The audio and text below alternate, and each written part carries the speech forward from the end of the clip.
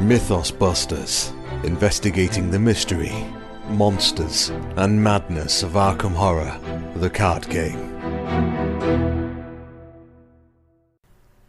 Hello and welcome to episode 59 of Mythos Busters. I am Sean. Joining me tonight are my buddies. Ian, we'll start with you. Hi, how are you? I'm good. Have you lost your will to live yet? Well, I guess a sign of that is instead of my usual water or every now and then beer for recording, I have a coffee in hand right now because there's a newborn in the house and I'm tired. You have every right to be. Well, also joining us tonight is Scott. Hi, Scott. Hello. How are you? Better than a couple days ago. I swear I almost died from a fever, but... you almost peaked at 104, right? I assume that's what it is in freedom units, but yes. In Celsius, 39.6 was my highest. Oof. Which I think 104 and 40 are the same in and around. So yeah, the math is really, really weird on Celsius and Fahrenheit. It's like 9/5 times something. Like, it's not easy. Well, see, I would say 5/9, but, to each his own, I guess. Yeah, I don't know. And joining us as well is Nick. Hi, Nick. Hello. How are you? I'm well. That's all I'm glad. Yeah. Happy to be done with one play and waiting to start the next one, so I have a little bit of free time. So what else is new? Right? All right, guys. Well, we got a fun episode lined up for you tonight. We're going to go through our standard intro topics. We got some fun news. And then we're going to hop into our discussion topic tonight. We're going to be talking a little bit about tempo, what it means, and how it is that you get you some. And then, of course, we'll close it out with Tentacle Time. So, starting us off, though, last episode we kind of expedited the informal side of things. I want to check in with you guys. Ian, what you been playing lately? Well, I've been not playing as much Arkham as in the past. A combination of Baby and also I think I got like 4 Kickstarter games that all dropped within a couple of weeks of each other, which was insane. I mean, at what point do we stage an intervention here, guys? But I have played 2 games ago. I have played some Arkham, mostly catching up my campaigns through For the Greater Good, which is... I really like that scenario. The greater good. And, but I guess the only new special sauce I've been running is I've been trying a solo Zoe deck since Sixth Sense came out and Meat Cleaver. So I'm running solo through Return Dunwich with, basically those 2 cards are kind of the centerpiece. Meat Cleaver, obviously, for the combat portion. And because it's fun, and like a chef should have a meat cleaver. And Sixth Sense just... if you can get it, turns her into basically like a 4 combat, 4 intellect investigator. So, are you generally trying to ride around 3 sanity in kind of desperate area? It depends. I'm not really going for like a desperate type build. I'm going for more like using it when I need it. And especially when I get to the harder enemies, because so far I've just played the first 2 of Dunwich, so... I haven't had to lean on the combat boost from the cleaver so far. What, you didn't need it to beat some rats? No. Like I've mostly just been doing like dropping the horror for the extra damage and then immediately healing it if I kill someone. But I haven't been trying to just like stay at 3, but that might be something that I end up doing. Interesting. That would make me nervous. Like, staying at 3, yeah. Particularly with a Guardian. Oh, man, every time I draw Rotting Remains, that just... it makes me nervous. I'm experimenting with the... oh, God, I'm getting bad with the card names for the newer cards. The one that's a 3 sanity soak, that's just like a random slotless asset. Something to live for? Yeah, that one. So I am experimenting with using that. Yeah. I haven't actually dropped it yet because I haven't been in sanity trouble, but that might be a thing later. we'll see. The deck is fun. It's a lot of fun, and it works better than old solo Zoe, which I actually played solo Zoe way back in the day with Vanilla Dunwich, and it wasn't great. It's still kind of slow because it depends on getting that Sixth Sense out. So I'm trying to think of good ways to get that Sixth Sense out quickly. It's 2 copies in the deck, and you kind of depend on... I mean, of course, I have other stuff in there. I've, Scene of the Crime, and I also am using... see, I am bad with these new cards. The new Guardian Investigator that gives you an intellect boost. Luxley, yeah. So that has all been helpful, but of course you're still, if you don't get Sixth Sense out, you're still a little slow on your tempo, fitting our topic of tonight. Interesting. I've really wanted to splash Sixth Sense into Zoe. I'm gonna have to give that a go. Yeah, I'm wondering if maybe it'd be smarter to devote, I don't know what I would even throw in there for my other splash to try to fetch it. Arcane Initiate. Yeah, baby. that's what I was thinking. An Arcane Initiate for one to grab spell. 2 spells. Would that be worth it? I mean, it's so It's a powerful. It terrible might idea. be, but I don't know. I don't know. I never think that No Stone Unturned is a bad splash, but yeah, no, going only one of them is a little bit iffier. Yeah, So. Yeah, because that's the thing with the 2 Meat Cleavers and 2 Sixth Sense. I basically only have one. Yeah. I guess I could use the coffer that just came out. The new. Oh yeah, the there you official go. version. For one game. One game. That's a winning play right there. Great solution. Talk about tempo. Oh, God. How Hold interesting on a that minute while I pop this lock open. How interesting that your solo Guardian build is focusing on a survivor weapon. I didn't think I'd ever see the day when a Guardian would favor an off-class weapon, but that's pretty cool.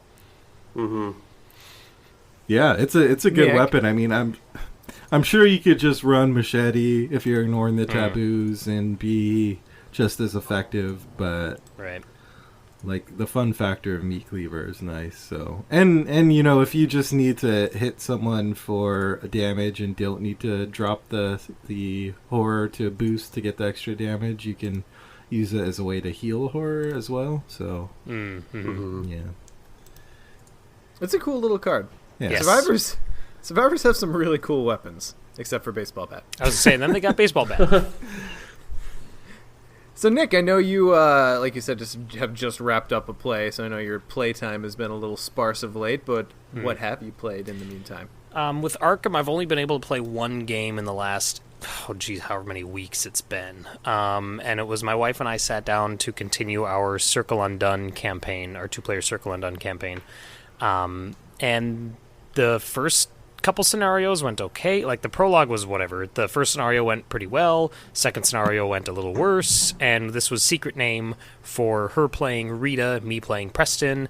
And this was our worst scenario yet. And I'm not excited to continue this campaign because we ended with 2 experience.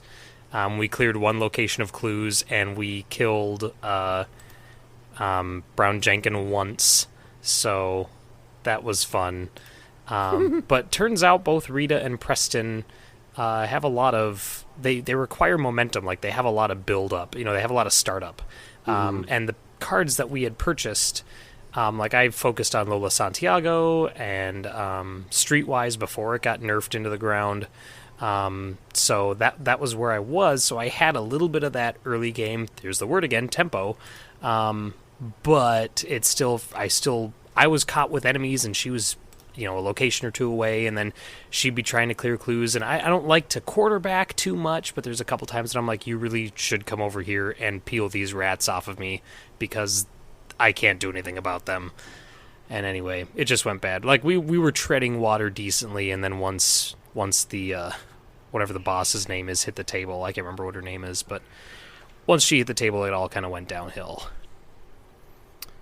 Yeah, it's not an easy scenario. Now, we haven't gone full spoiler on it yet, but that one you need to put your big boy pants on for. Yeah. And even then, you might still be screwed. I remember thinking it was okay with Solo Carolyn. Like, I don't remember having trouble really with Solo Carolyn until the next scenario. Wages of Sin, is that the name of it? Yeah, Wages of Sin. But for some reason, this one just kicked the teeth in on both Rita and Preston.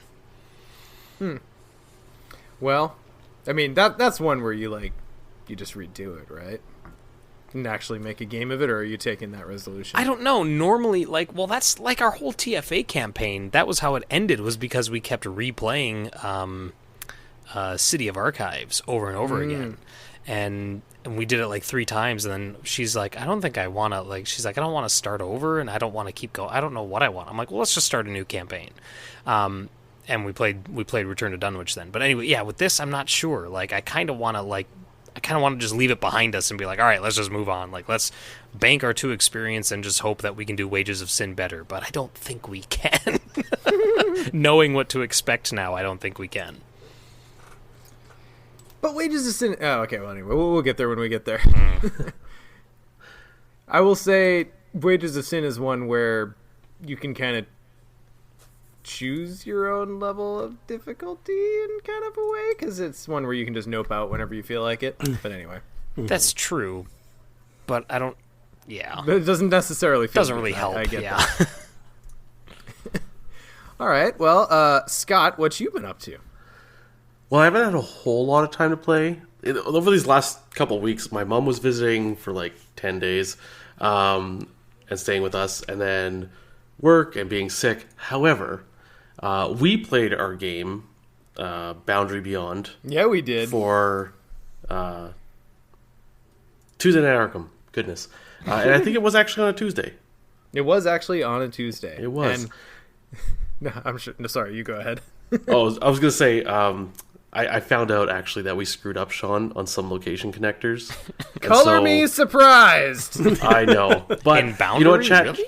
Yeah, chatting with people on the Discord and stuff, most people are like, just keep what you have. Like, just, no one cares. Like, just don't, because I was like, oh man, should we replay it? Like, what do we do? And they're like, no one should have to do that. Just continue on. It's Boundary. We forgive you. Yeah. I mean, and we only got 2 paths, so it's not like we got 6 and we're high-fiving and everything. Yeah. It was just, we got 2, we're like, cool, sounds good, whatever. We ouch, right? We got 2 and we didn't get hosed. We're fine with it. Yeah, and I'm sure if we looked at all the connections, we would have had about the same outcome, I'm sure.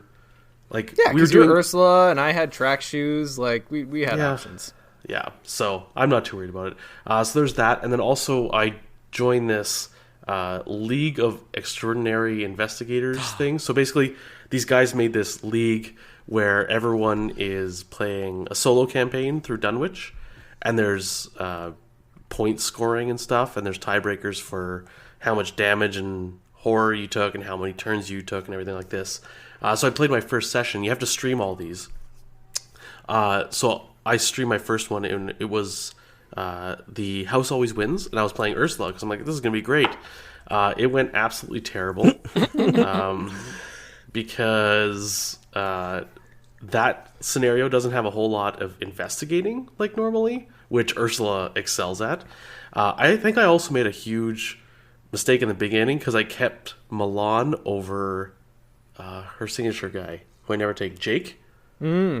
Yeah, I mean, I suppose would've too. in the first half of that scenario, Jake's way better. I think so. I think Milan is only good like later on once you get to the back hallways. But I ended up getting pretty bad draws as far as encounter cards go. Like I got Cursed Luck ×2 and had them both out, and then just drew enemies. And it was like, so. Anyways, I didn't even get to the back hallway. And I died to physical trauma.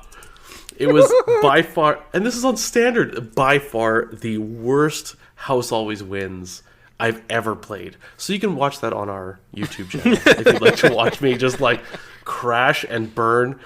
And oh my goodness, I was having so many tech difficulties before that. I was trying to do it while my son was napping. And so I was like, oh, it was just a terrible experience. But the next scenario should go much better, I'm hoping. Did you get any experience out of the first one?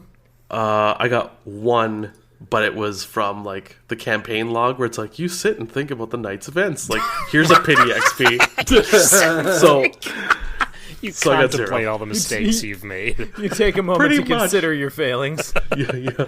It should also be noted that the League of Extraordinary Investigators is, as far as what I can tell, and Scott, you can correct me on this, but it's being organized by the Out of Ammo, Out of Time YouTube channel, which is the same channel that we highlighted a few episodes ago, who is doing the Investigator games, the individual who's building the starter decks for each of the investigators and running them through the gathering to compare how each one does. So I haven't checked up on that competition to see if whoever is Lola is still on the low end of that, but I think she probably is. Spoiler alert, probably. Yeah. Is that even a spoiler? So, anyways, so currently, like, not too many people in the league. I think it kind of got around through word of mouth, and it wasn't. I don't know. A lot of people didn't really talk about it. I think but this one is kind of like the initial trial and error, see how it goes and stuff like that. So I think there's about 16 people in it. And the whole idea is you play a game and you have to verify two people in other games. So you just watch their game and just make sure they didn't make mistakes or whatever. Sure. If they did make mistakes, then you say, hey, you like. So in my game, I missed an encounter card draw completely when the agenda flipped. Oh.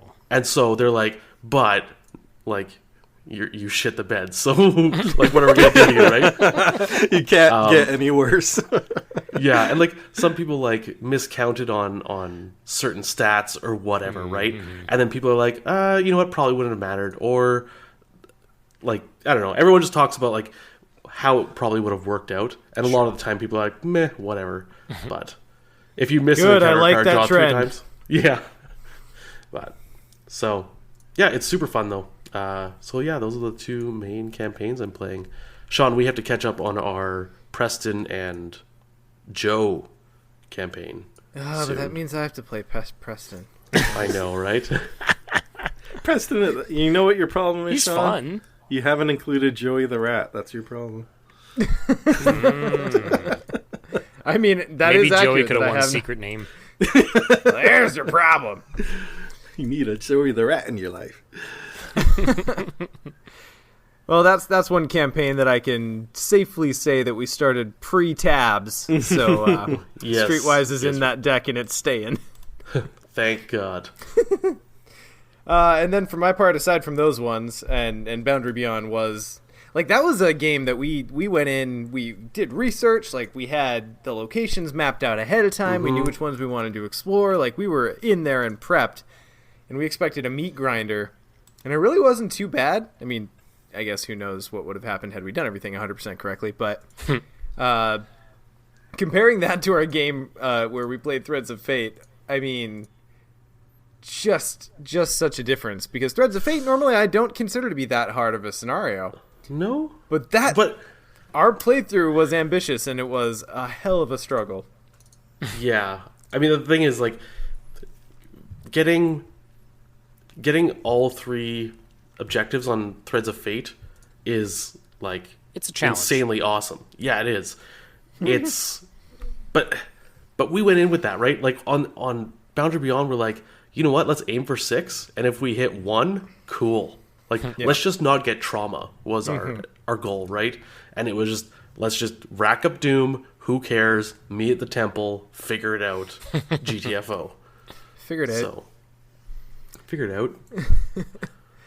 And I think the only other big campaign that I've started up that I haven't already talked about, I'm running obviously my solo Diana through everything right now, but I started up a Safina and Rita campaign for the Circle Undone. And they're both kind of all-rounder decks. Obviously, Rita leans a little bit more toward enemy management and Safina then toward cluing. But it's been an interesting duo.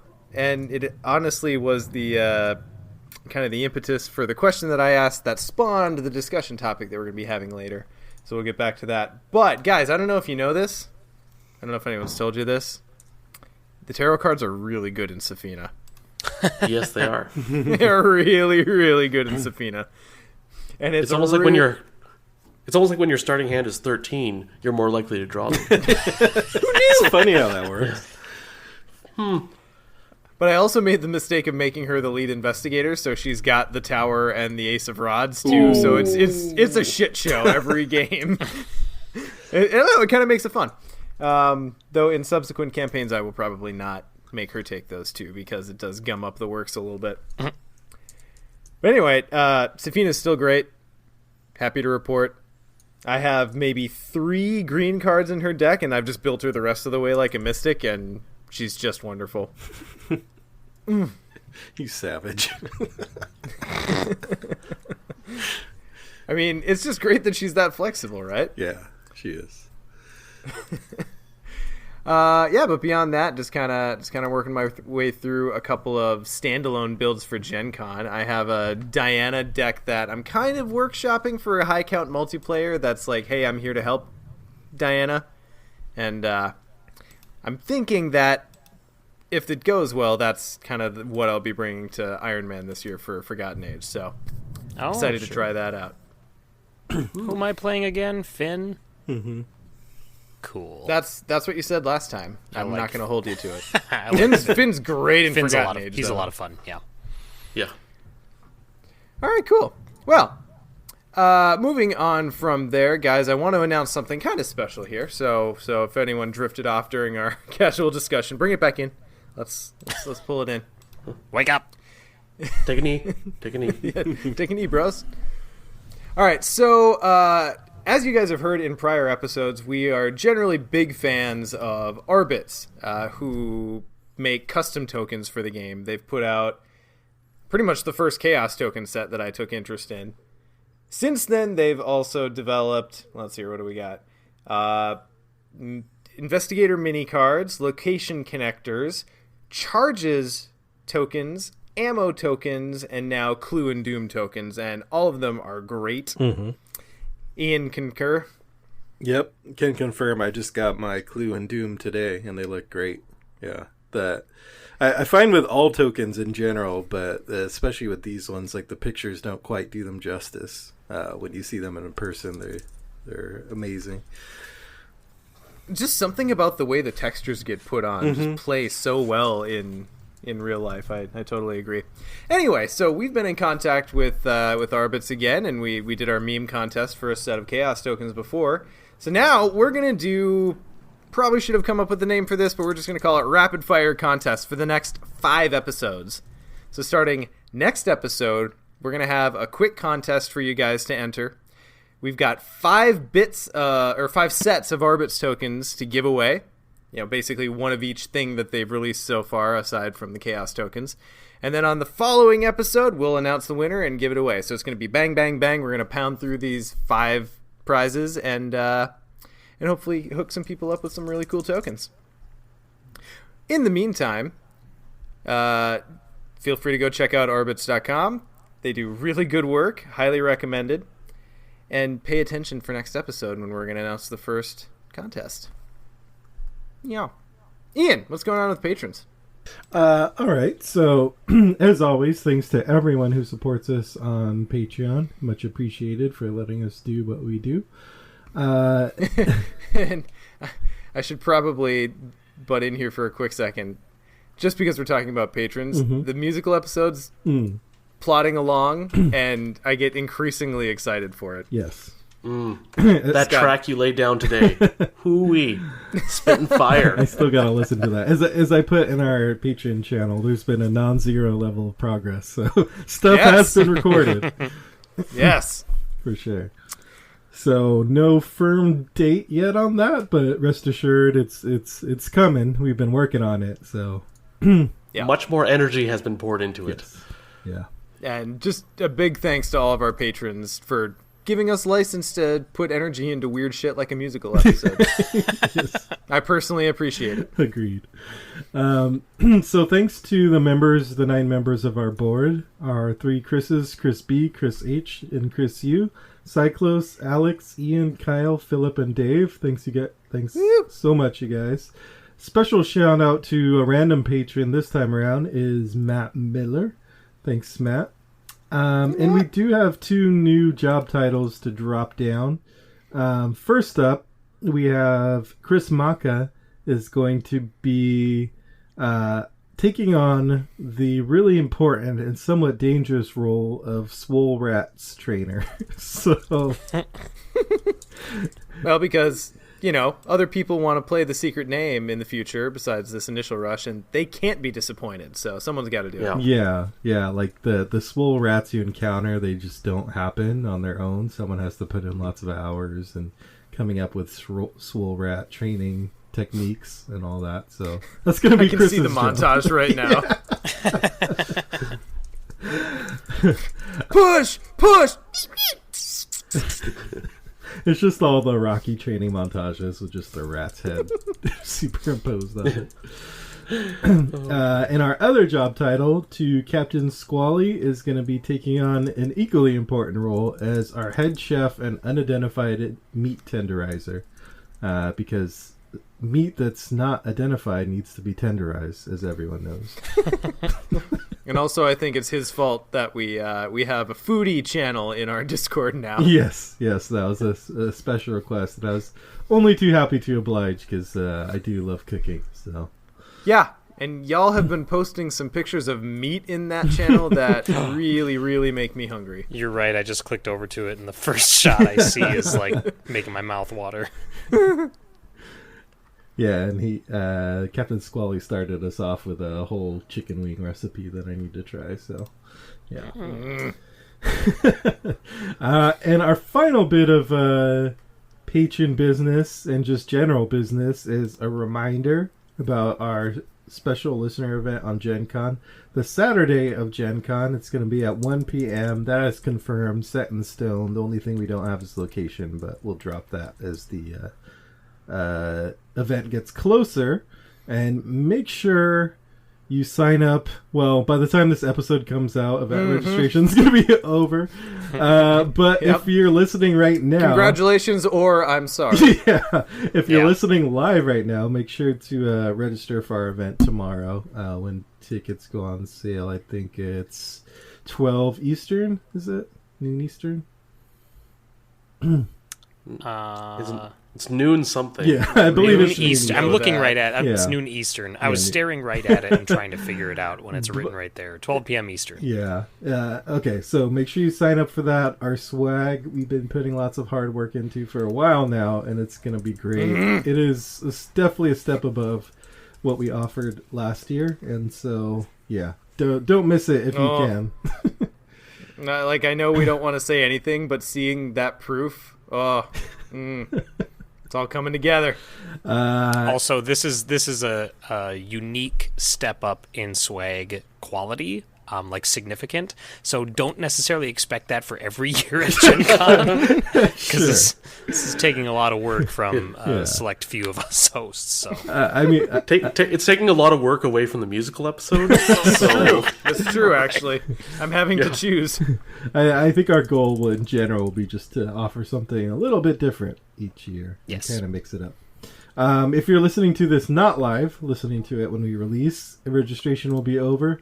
There may or may not be tickets left, depending on how fast our event sells out. So if you're listening now, you can, in a panic, drop what you're doing and run to your computer and check if there's tickets left. And sometimes people drop tickets along the way, so you can keep checking and try to get in there. If you can't get a ticket, just show up anyway, because we want to meet you and hang out and talk with you anyway. Yep. We may not have swag for everyone, but come and play, because you'll still be able to enjoy the event. And it's going to be good this year. Mm-hmm. if you buy a ticket, you'll get swag. Yes, 100%. Yes. That's essentially all that the ticket guarantees. So Yes. you don't need a ticket to come hang out. Yeah. Accurate. At least not for everyone else. For me, you do. All right, well, moving on from there. Nick, let's move to a community highlight. What you got this week? So this week I found, I'm going to preface this by saying that I've said this about standalone scenarios for a while, especially around the time that the novellas first came out. I was like, it's really cool that we have a novella that's centered around one character and it provides that character with 2 unique cards or replacement cards. I always thought that it'd be cool if they took that idea a step further and released official standalones that were specific scenarios designed to be played with a specific investigator. And it was like exploring maybe the story that's in the novella or something like that, a story about that investigator specifically. And then that your reward, quote unquote, for playing that scenario would be to use the replacement cards. Now, obviously, you could use them, even if you didn't play the scenario. But anyway, I always thought that'd be cool to have scenarios tailored to specific investigators. And this individual, who I don't have the name for yet, but let me grab that real quick. I was tooling through Board Game Geek. Soakman. Thank you, yes. Soakman. I was tooling through Board Game Geek, and I saw that there was a new custom scenario posted, and I haven't had the chance to play this one, but I've kind of glanced through it, and this is exactly what I was talking about. It's a custom scenario that looks pretty solid, and it's all about Jenny, everybody's favorite rogue, and it's called Jenny's Choice. And just paging through the cards in there, it's about her and her sister, and kind of the story that evolves from there. Now, again, I haven't had the chance to play it, but based on the cards themselves and like reading kind of like what some of the abilities are, and then even looking through, he has a page printout that looks exactly like the sheets that you get in the Mythos packs, the official Mythos packs. Kind of reading through that as well, it's something that I'm really excited not only to play this one, but to also hopefully see others like this come out for more investigators, because I think that this is a corner of the game that has yet been unexplored. This whole scenario tailored specifically to one character. I'm sorry, what was that? Like origin stories specifically? Well, just a story, not necessarily, not even an origin, but just a story that takes place around one investigator and kind of explores more of there. Because as of right now, the investigators we play are largely, because of the nature of the game, they have this weird sort of disconnect with the events of the campaign. You know what I mean? Like they don't, because that's how the game works. You should be able to use any investigator with any campaign. Right. Whereas this is like, no, this is a story about Jenny, and you can play Jenny and then maybe a couple other investigators too, helping her through that. I just think that's a really cool idea, really neat premise. Like I said, something that the official game hasn't really gotten into yet. But hopefully we'll see more like this in the future. Oh my gosh, we need a bank heist scenario where Skids can finally get rid of his hospital debts. That would be so cool. I want it so bad, a bank heist scenario. And maybe steal some really good deck building rules too. Steal some willpower roll, is that it? Yeah. I was going to say a Lola scenario where she quits acting and becomes like an investigator or reporter or something. Like, it's working for Rex, let me try this reporting stuff. Excellent. That is pretty cool. I'll be interested to see if that expands anymore. I was just reading through this thing. It looks like this one actually takes place after the events in the Hour of the Huntress novella. So this one's even like paying full respect to the pre-canon that's already out there. So that's pretty slick. Have we haven't heard anything on a new round of novellas, have we? Nope. Do we know if that's even going to be a thing? Didn't they just sell out like stupid quick because FFG didn't make enough of them? Yeah, true to what everybody expected. The fan base complained and bitched and moaned, and then they all sold immediately upon release. So, I'm guessing what probably happened is it was kind of like an uncertain product. They didn't know whether it would sell, and then it's been selling, and so I'm sure it's a turnaround. Like, you gotta hire people to do the writing. It takes a while, so there are more on the horizon. Like, it probably makes sense that it's been a while since we heard anything. Well, and they just posted an official FFG opened up a new fiction imprint, and I don't know if that would loop the game related material into it or not, but at least there's some motion being had in the written fiction genre with FFG, so could just be a restructuring. Hopefully, if they do print a new set, they print 3 times the amount they printed the first time. Because I think they've gone through 4 reprints and they just sell out in seconds. And people are just like, can someone ship it to me from Germany? Or people are just like, I bought 2 copies here in Europe somewhere and I'm going to send it to Australia. It's just, oh my goodness. I feel like golden tickets sometimes. Yeah. Run home, Charlie! Well, cool. All right. So moving on from there, we've got some very, very, very exciting bits of news. So, Ian, please guide us forth. Okay, so the first bit of news is probably expected by everyone, I think, but no less welcome. And that is the announcement of the return to the path to Carcosa, or as it says in our notes, the return to Carcassonne. But yeah, so just as we got the return to Dunwich Legacy, which was kind of giving a remix of all the contents of the Dunwich cycle, now we're getting one for Carcosa, which for a lot of people is their favorite cycle. But by this point, a lot of us have played it so much that it's maybe a little bit on the easier side, even though I still love it no matter how much I play it. But so I think it's gonna be really interesting to see how they maybe spike the difficulty a tad, not too much, but also just do more interesting things. We get a little taste in the article. Like in The Last King, we're gonna get some more party guests that are gonna be around. Some new people who are gonna be at this cast party that we're gonna have to deal with, and that are gonna make things a little trickier to deal with. So, looking forward to that for sure. And we did get, just like last time, a few of the Dunwich player cards were. We got some new upgraded versions of that. That is also happening with Carcosa cards. And a card that was already pretty great in its level 0 form, we now have a level 4 form. So, Scott, why don't you read the new logical reasoning for us? Oh, I'd love to. I love this card. So Logical Reasoning now has a level 4 version, still 2 cost, has 3 willpower pips. It's insight traded. For each clue you have, to a maximum of 3, either heal 2 horror from an investigator at your location, or discard a terror card at your location. That's so good. I need a moment. Still my heart. Oh my I goodness. think we need a smoke break now. Yeah. And trip willpower icons, yo. Yeah. It's so good. Heal 6. Yeah. Heal 6 horror. Oh my goodness. And Or doesn't 4 require and get rid of that Frozen in Fear. Yeah, the fact and we can doesn't tease them require. in it. Well, I guess I need clues, but yeah. Oh, Oh, it's so good. yeah, we recently Everyone's had our just- bomb. everyone's discussion. just silent. We don't have anything else to say. This would have been included in our bomb discussion for sure. Yeah. Yeah. Yeah. Carolyn's new signature card, right? Oh man. Now, I'm not sure if it matters. The original one said, discard a terror card from his or her threat area. This one just discards a terror card at your location. So, I'm trying to think of terror cards that aren't added to your threat area. But yeah, like, are there any that... Are at the I'll do- Arkham DB. Yeah. Yeah. I'm not sure offhand. I'm going to bet the list is non-existent.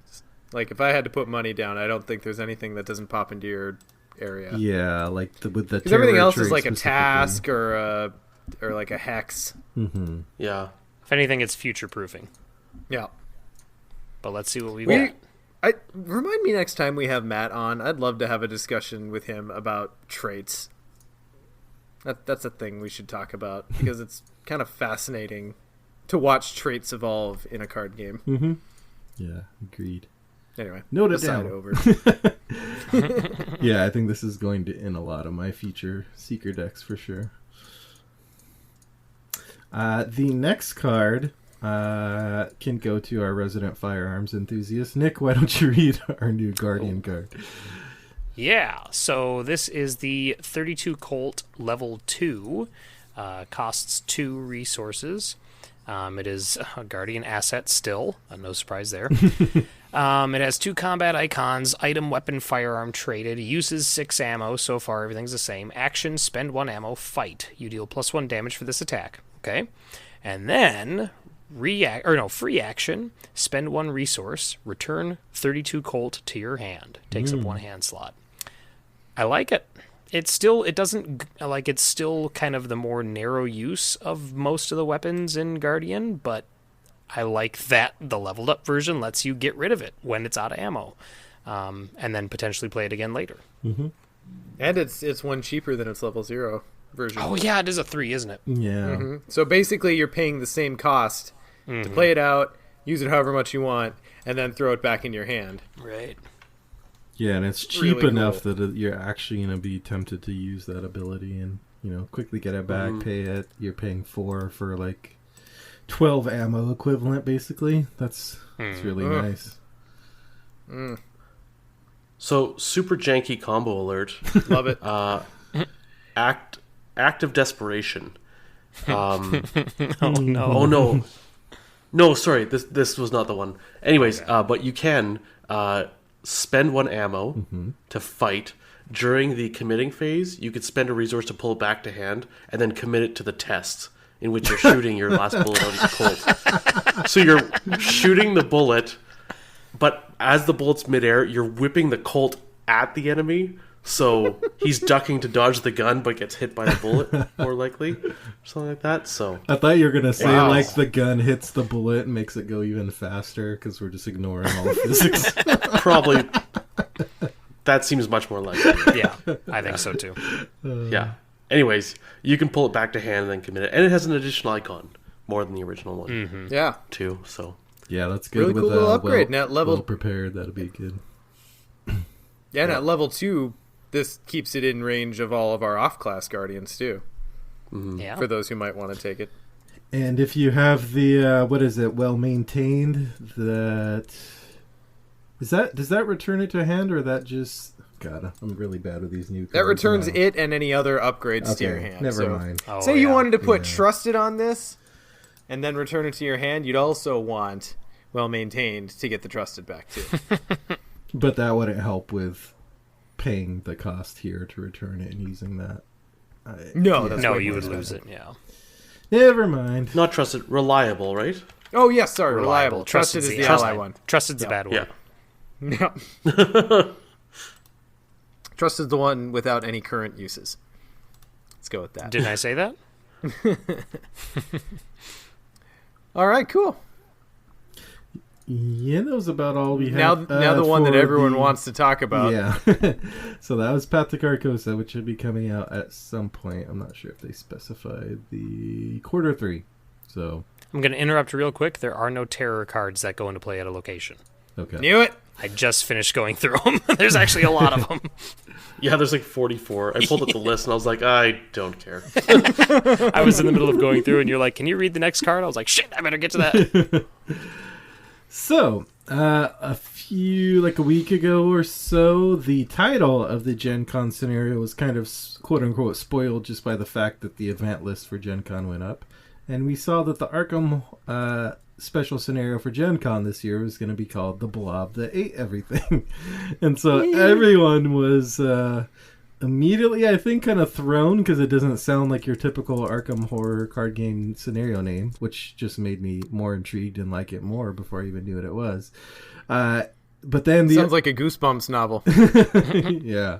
But then the article was dropped, was it on Friday? Yeah, I believe. Yep. Yep. Somewhere around there. And so it details kind of how this is going to work. So this is going to be another kind of epic multiplayer experience where everyone is going to be working together to take on the scenario, even as they're split into your normal groups of 1 to 4. The difference, though, between this and Labyrinths of Lunacy is Labyrinths was very coordinated because of the kind of scenario it was, where there's like an hour timer for each segment and you had to wait until each table finished until you could keep moving forward and all that kind of thing. And there was also lots of limits on communication. This is a whole different beast, a whole different blob. This is a lot more loosey-goosey, where you can talk as much as you want with other teams. You can don't have to wait for other tables to finish, all that stuff. But the one thing that is the same is that the health pool of this blob is going to be shared among every single table, including the 96-player event on Sunday. So, we still don't know exactly Everyone bring your A game. how that's going to work. But, yeah, we're all going to be whittling away at this thing. So that's one part of it. The other part of it, which is really cool, is that this blob is literally eating everything. Like, not just some things, but everything. Including, it mentions there's a whole 4-page list of all the things it can eat. Which just makes me excited for some reason that there's a 4-page table of things it can eat. For example, it can eat your curiosity, so your intellect is at 0 until the end of the next Mythos phase. It can eat the concept of language, so that until the end of the investigation phase, you can only speak in gibberish.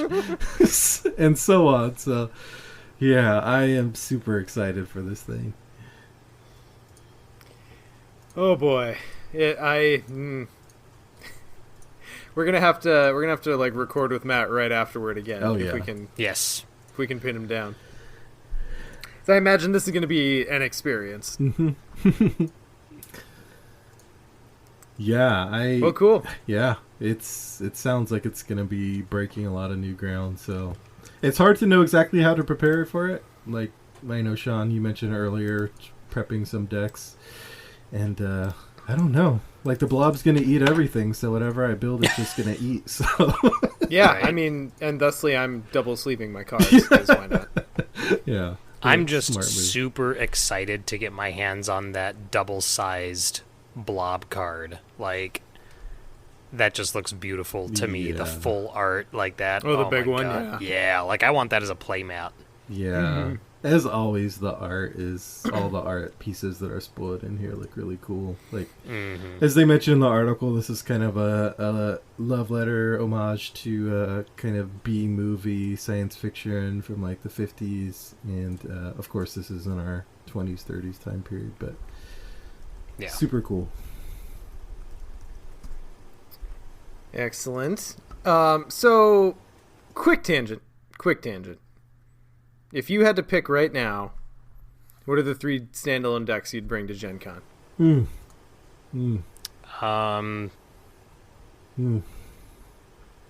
Okay, I'll go first while you guys think.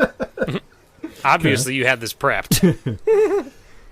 Well, I've got that support Diana that I like I said, I still need to test out a little bit, but I think the theory is sound. So I'm really excited to try her in higher count multiplayer. So she's kind of enemy management / little bit flex, but mostly enemy management.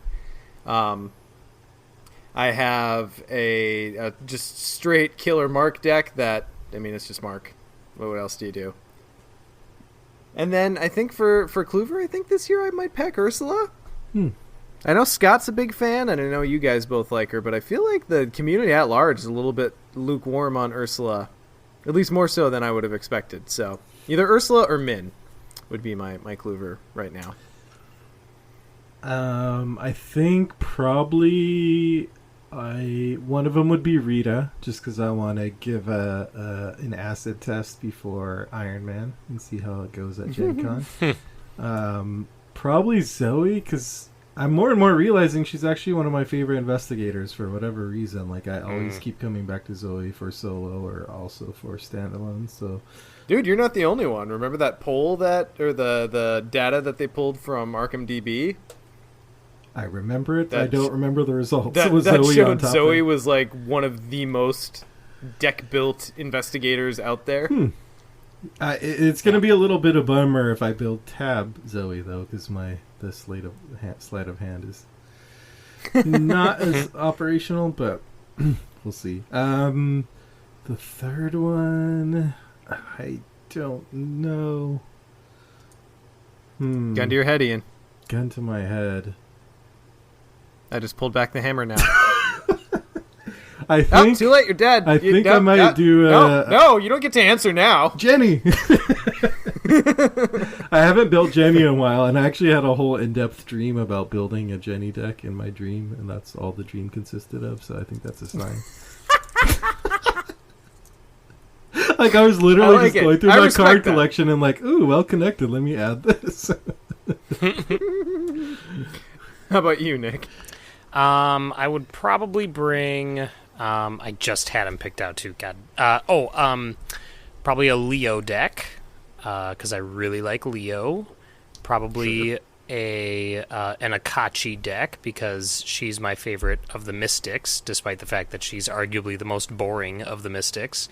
And then who was my third? Oh, either either my favorite, there's no other card other than Shotgun deck for Roland, or my Min's temporary plan, build a 49 experience Min deck that doesn't use assets.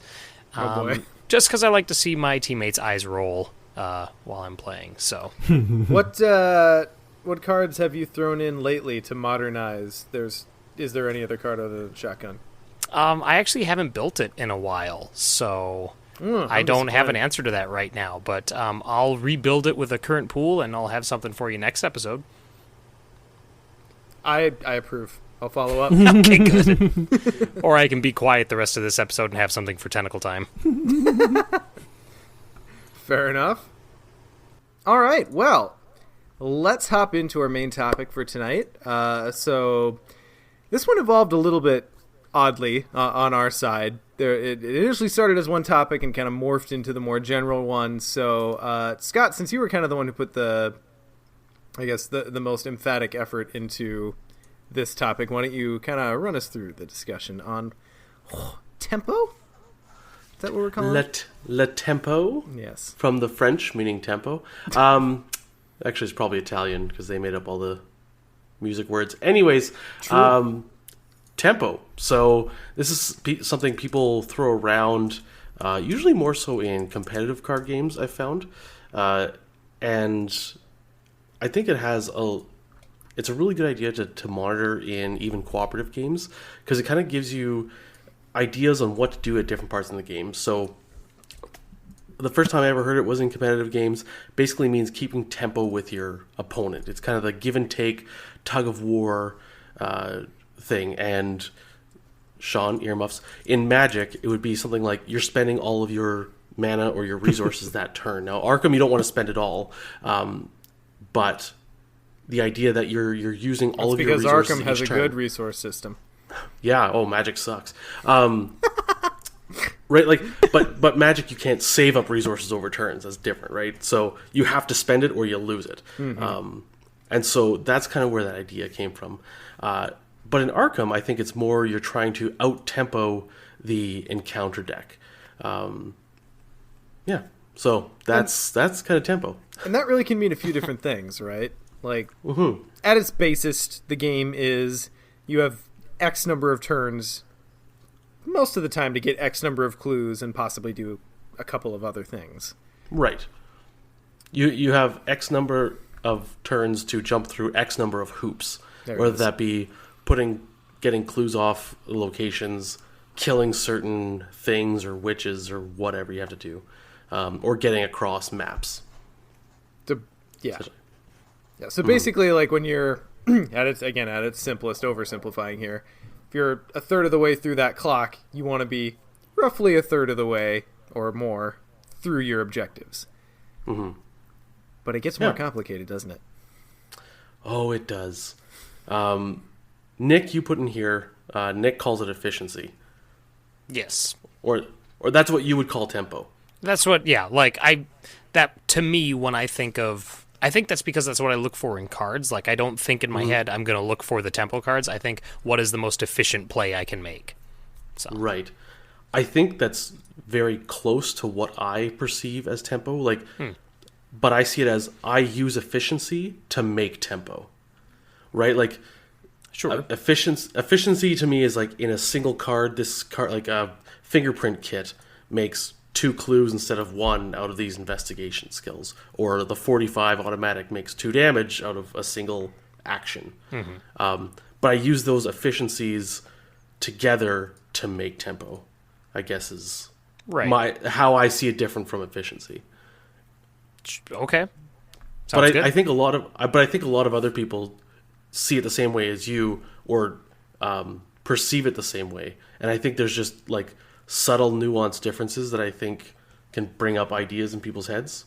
So when you put that in the show notes, I was like I'm not trying to call you out. I just think it's a very important thing to look at, and not necessarily a distinction, but just a thought process. Like, can I separate these two ideas in my head, and how do they work together? If that makes sense. Yeah, and the thing is, good. Yeah, I think anyway.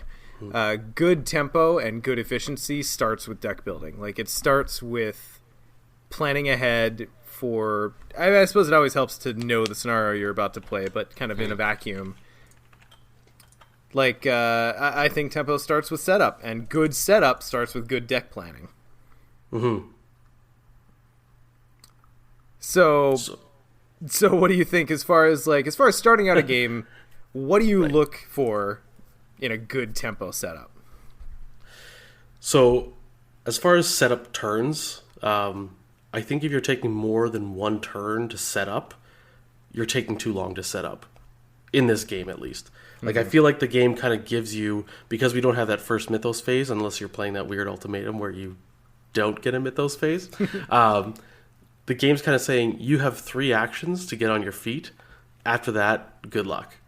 So to me, when I look at how I build my deck and the cards I'm looking in my opening hand for, I'm looking for probably a resource card if my deck requires resources. So that could be everyone's favorite, Unearth the Ancients, or Mercy Cash, or Take Heart, or like something that makes efficiency there. And then if you're someone like Nick who plays Roland, you probably want to shoot something. So if you're playing a combat investigator, you probably want some damage compression, or efficiencies there.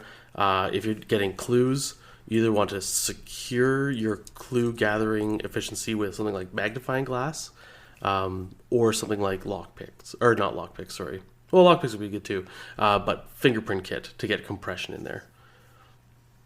So how do you guys think it affects your mulligan? Because that's honestly, when I'm looking at my starting hand, tempo is what I'm considering when I'm looking at what I'm tossing back, what I'm digging for, etc. So are there any kind of specific considerations you guys look at for starting the game out? Anytime I'm teaching the game to a new player, or playing with someone who maybe has only played a few games, or playing with, like, when my wife and I sit down to play, and there's usually months between games, so some of it kind of escapes her, I tell people, mulligan for assets. You want assets in your hand right away.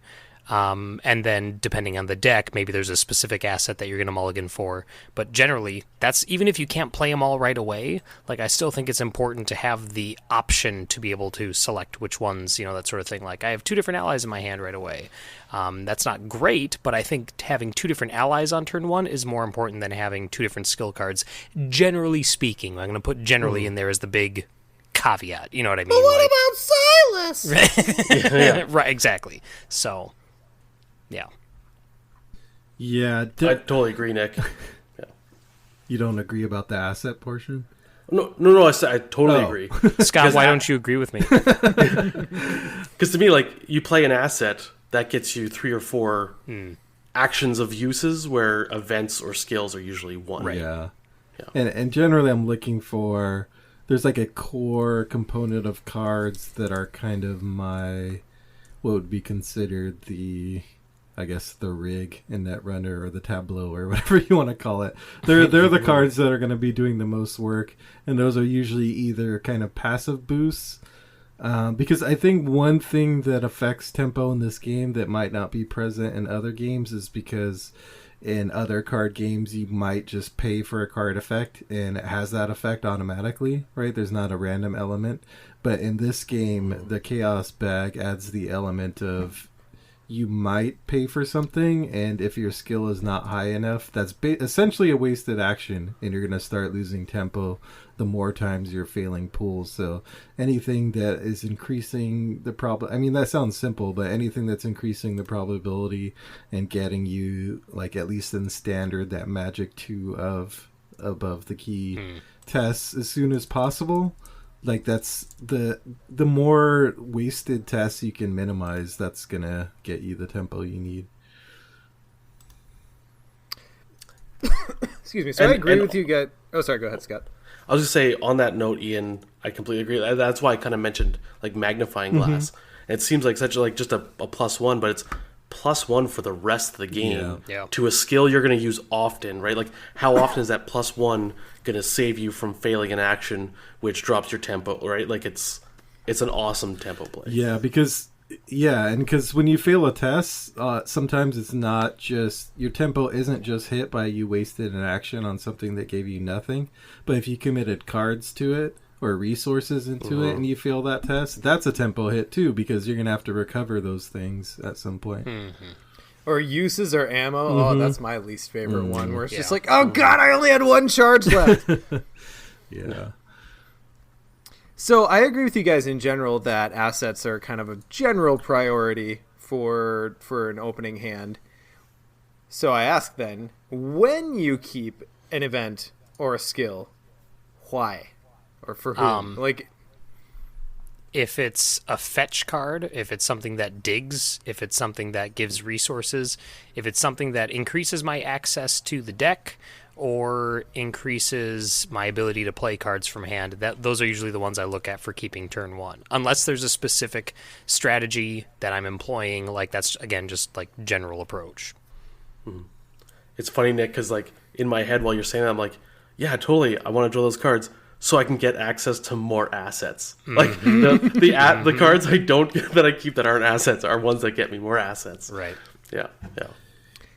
And I would say the other time I keep things that aren't assets in an opening hand, it's because it's like I suppose as a mystic maybe, or as someone who plays a lot of mystic, I'm very, very sensitive to an early game enemy. Sure. So I tend in my opening hand... I don't know that feeling. I tend in my opening hand, if I'm not liking how I'm set up for enemy management otherwise, if I can keep something with agility icons or... I'll keep a blinding light. Well, I don't play blinding light anymore, but as an example, just some kind of trick. I want something in my opening hand that helps me deal with an enemy if I draw it, because sometimes you do. Sure. Yeah, depending on investigator, and this might be in my head because I've been playing solo Zoe later, there are times when I might keep like a test list clue event, like scene of the crime, something like that. Just because if you have a low intellect investigator, same with like someone like Rita, you want to make sure you get some of those cards in your opening hand, because even with the assets you get, they're not going to necessarily give you the tempo, like the same boost to tempo that you would get from just grabbing a testless clue as soon as you can, because the tempo is not necessarily even across the course of a game either. Like, if you can get an act in before the first agenda advances, like sometimes that's an advantage in it of itself, even if you slow down a little bit after that. Yeah, I mean, to your point, this is probably a more general tempo point. Kind of every scenario has its own tempo. You've got the overall doom clock, which applies to every scenario. I don't think there's a single scenario where you want to run out the doom clock. And then within each... yeah, okay. All right. I'll allow it. Yeah. But then within each scenario, there's different beats. Like, sometimes enemies will come up when you flip the act, or sometimes almost all the time, something bad will happen when you flip the agenda. But as much as it's like, okay, am I about a third of the way through because the encounter deck's about a third of the way through? It's almost as much, more often I find myself thinking like, okay, I have to do X before X happens. I want to make sure I'm into the dormitories before the experiment comes out. Or something like that. And I guess to that point, knowing the scenario really well is going to help your tempo. Oh, yeah. All right. So, what are some? I guess just rounding up the setup piece. What are you guys' favorite tricks that you default to for early game tempo?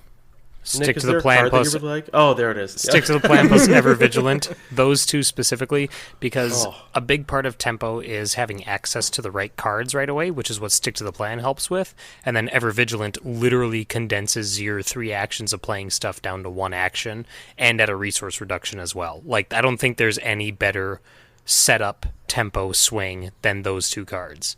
I don't think so either, because you can just start with them in every single game. 7 experience well spent. Okay, aside from the ludicrous ones, though. I know the notes have here Safina, and I agree. So, yeah, the reason What I do you put do for Safina tempo? there- I play Safina. I play Safina because I get 3 free cards and kind of 5 extra ones in kind of a way. I think, and part of the reason I put Safina there is, if you go pretty event heavy, which hopefully you're not playing event light, but you go event heavy. That is an error. You can choose the events you put under her and the events you keep in hand, and like sculpt your hand a bit better in that sense. Plus the additional 3 cards in hand, which can be huge for passing initial tests when maybe you don't have all your assets out or the key things. You just have more cards to commit. Like, that's just a baked-in thing with Safina. She's better prepared than most investigators from turn 1. Yeah. And maybe an obvious one, but I think the permanent boosts, like Streetwise and Higher Ed, part of the reason they got tabooed is, to me, the reason they're a tempo play is because you need to do less setup to get going if you have those cards. Like Streetwise to hit some important damn tests. Yeah, for example, for Streetwise, there's been some scenarios where, like, I had Streetwise on the board, and I didn't even play anything for a few turns, and I was just, especially with someone like Finn, and just rocking through, like, the first act or the first couple of acts without having to play down much. And so you just get that super fast tempo going. And that's why those cards got hit with the taboo hammer. I think an obvious one too that everyone included, like, for the first year of the game pretty much in their deck, Emergency Quiche. So this is one that I think I can kind of explain my idea of efficiency versus tempo. So Emergency Quiche, when people were talking about it, like, a lot of people were like, well, it costs a resource and a card, so therefore you're only getting the bonus of one resource. Like, and there was people, which blew my mind, they're like, well, you could just, like, why don't I just gain the 3 resources with actions? No. But to me, it's like, I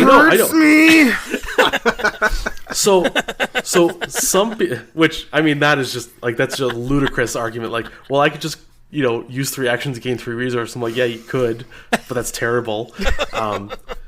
If you look at it from an efficiency point of view, they're saying, like, and I know not everyone agrees, but a card and a resource, if they're equal, you're only gaining 1. So essentially it's saving you 1.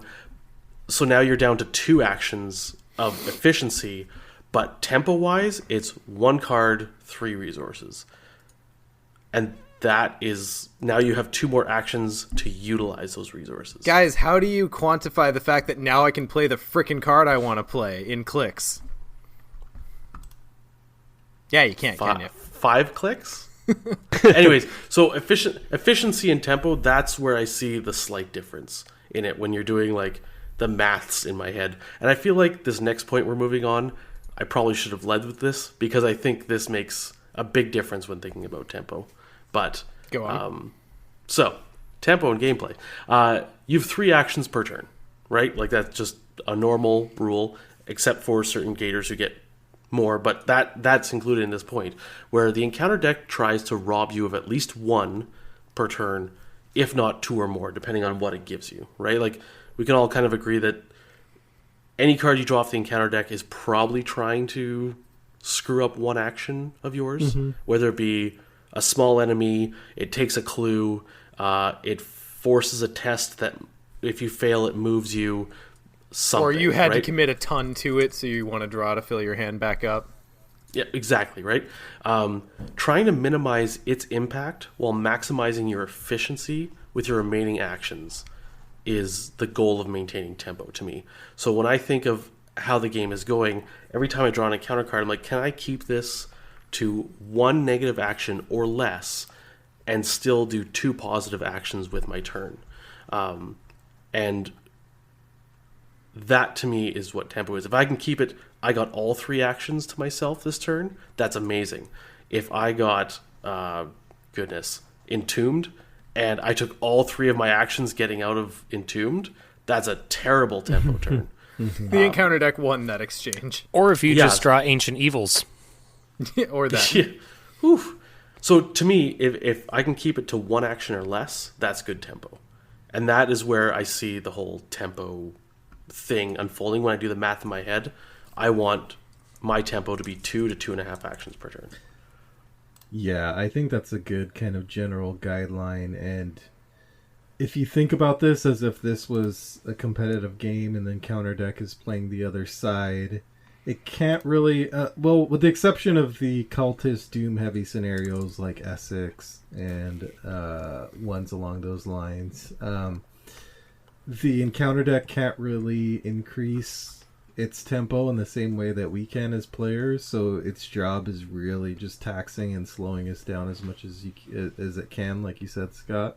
And so I think it was Sean who was making this point about making sure you have enemy management, because a killer is if you get hit with an enemy with no weapon or no form of damage compression, and then you're taking like the initial first 2 rounds to deal with it, which has happened to me. And like, your tempo is just screwed at that point because it's just slowed you down. Or I think of an ultimate like anti-tempo play was my Return to Dunwich Zoe play recently, where the stupid conglomeration of spheres, like where I spent like 2 to 3 rounds trying to get rid of the stupid thing because of the way it works and eating melee weapons and all that. But yeah, spare Silas if you can, kids. So using that 2.5 action goal per turn, when you look at tempo, this is kind of how I view it, and I think that'll make a lot of this make more sense. So one of the biggest advantages you can get, to me, are extra actions. So looking at Ursula, Daisy, God, who else gets stuff? Finn, like built-in extra actions are amazing, because now it's much easier to maintain 2 to 2.5 actions, because if you lose 2, you could still possibly get 2. And Mr. Manatee, or the Mississippi Manatee, Leo DeLuca, another great tempo. You also get a little bit of soak in there, and he's giving you an extra action. Sure, he costs a lot, but those extra actions, like keeping that good tempo on the encounter deck, so it takes away 2 actions from you, you still have 2 more to keep with your efficiency and your tempo. Yeah. Particularly if you're Finn and one of those is to evade. Yeah, and I think because maybe a slightly different way of putting it is one of the problems of looking at things just from a straight like action perspective and saying I have this many actions available throughout the course of the game is like the real question of tempo is not necessarily actions but rounds, like how much can you get done in each round, because with each round is when the encounter deck is putting out a new threat for you to face. So it's more important a matter of like how much can you get accomplished in that round, and those extra actions are what is letting you do that. Yeah, you can have 5 actions, but if all your actions, are not using to progress your goal, like you just happen to be running around the map, who cares? Yeah. It's what you do with those actions. Or failing 3 of those 5 tests or whatever. Yeah. Yeah, that's a far more mathematical approach than I think I'm capable of. Like, to me, it's way more just a gut feel of how many turns do I feel like, all right, well, the encounter deck won that one. Fair play. Like how often do I just feel bogged down by what I have to do? And what's interesting is like playing a lot of multiplayer, and I tend to end up playing a lot of support decks, a lot of killer decks. For instance, Scott, in our TFA campaign right now, I'm playing Silas, you're playing Ursula. I kind of just take the attitude that I exist to let you do what you're doing. Like, that's how we're approaching tempo as a duo, is I just keep as much shit off of you as I can, so that way as many of your actions as possible are spent cluing. Yeah. And it's a little harder to distill that down to solo, because it's you have fewer options to mitigate weird swings in luck, but I don't know. I know that you're saying it's too much math for you. Honestly, if you want to keep it simple, just 2 to 1. Right? Like, so sure. If we, between the 2 of us, have 6 actions, right? 2 of those actions are dealing with encounter stuff. 4 actions are us progressing. Yeah. Right? Now, with you and I, if you take your whole turn dealing with an enemy, that's that leaves me with 3 actions. But Ursula has a 4th, right? By the free move investigate thing. Mm-hmm. So we still could keep those 4 actions going. Yep. Does that make sense? It does make sense. And it meets out based on the success we've had. Right? That 2-to-1 ratio, I find, like, if I look at every turn I play and I'm like, awesome, I did two actions of moving forward, investigating, doing whatever, killing an enemy I need to kill, versus 1, like, I'm like, good turn, and I can count along a game of, like, I had 8 good turns, 2 shitty ones, 2 good ones. That was a great game, right? But if I'm looking back, I'm like, man, I had 3 shitty turns in a row. That is bad tempo. Yeah.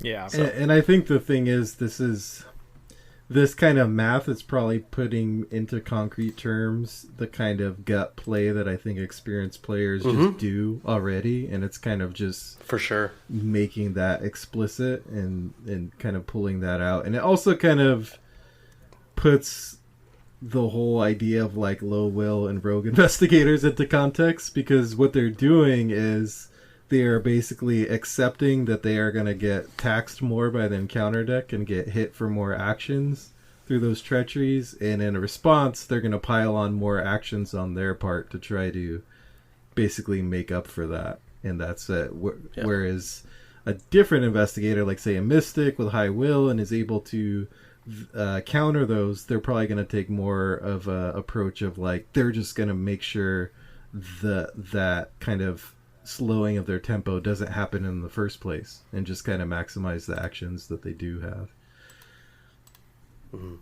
I know we've said it now 3 different ways, but I personally kind of just see tempo as a whole as basically just trying to manage your exposure to the risk of the encounter deck. However, whatever form that takes, managing actions like we're talking about is a huge piece of it. But Ian, to your point, rogues, those low willpower rogues, just kind of try to battering ram through the thing, and they're bolstered by the fact that I can complete my objective faster, leaves the encounter deck less time to bring me down before I do it. So, yeah. That is a perfect description of Finn, right? Yeah. He's like, he's got 1 willpower. He's just, I'm going to try to do everything as fast as I can, so I just draw less encounter cards. Because they're bad. Exactly. So. It turns out they are bad. Can confirm. So, kind of running through different cards, maybe even different like types of card effects that push tempo. What are some of the ones you guys would call out? Anything with fast. So anything with fast, doesn't take an action. Awesome. You're doing something like shortcut, right? There's a free move. God, shortcut. I don't know any deck that can take that I don't put that card in nowadays. It's just elusive. So good. And Scott, you have this down here as the survivor factor, which is, I think you and I discussed this a little bit. It's kind of like tactical risk, where you take tests at a less resource commitment than I think other investigators would, because you've got things like Lucky, Look What I Found, Take Heart, Rabbit's Foot, and sometimes you'll succeed. Because you know how it goes, guys. You'll commit 4 icons and be 5 up on this test, and then you'll draw the +1, and that happens. And survivors, I think, I haven't done the legwork on this, but I think it happens to survivors less because of effects like that. Yeah, one of the big things too, especially with Lucky, and I've said this a few times, I feel like Lucky just says gain an action, because what it's doing is it's turning a failed action into a succeed action. Yeah. And that itself is purchasing an action, because it's not even just like shortcut where it's like a free move. It's just you have another action to do whatever you want. It's a Leo DeLuca action. It's not a Daisy action. You know what I mean? Right. Yeah. So amazing tempo there. Look What I Found. Honestly, if I'm playing solo, even if I don't get the 2 clues, I'm just getting 1. Yeah. Good enough. Yeah. Take Heart when you know you're going to fail. It's like, well, I know I'm going to fail, so I might as well chuck this and get tons of resources, whether they be like money or cards. When I say resources, stuff, right? Things that would otherwise take you 4 combined actions to attain. Exactly. Especially if it's in the Mythos phase. Like, you're essentially getting 4 kind of actions in the Mythos Yeah. phase. You know what I mean? Like, you're getting a boatload of stuff. And I don't think that decks that try to fail as a survivor is the way to go. Like, I think don't try to fail as a survivor. You just plan for awesome stuff to happen when you happen to fail. Yep. Because God knows when you're going to do this awesome play and swipe 2 clues off this location. That's when you draw the +1. Always. That's when that happens. Yeah, I think their whole shtick of, like, because we mentioned earlier, like, a failed test that costs an action is kind of like the worst hit to your tempo, and they're basically turning that into transforming, like, a lost action into something that's actually giving you something, at least, even if it's not what you originally were going for.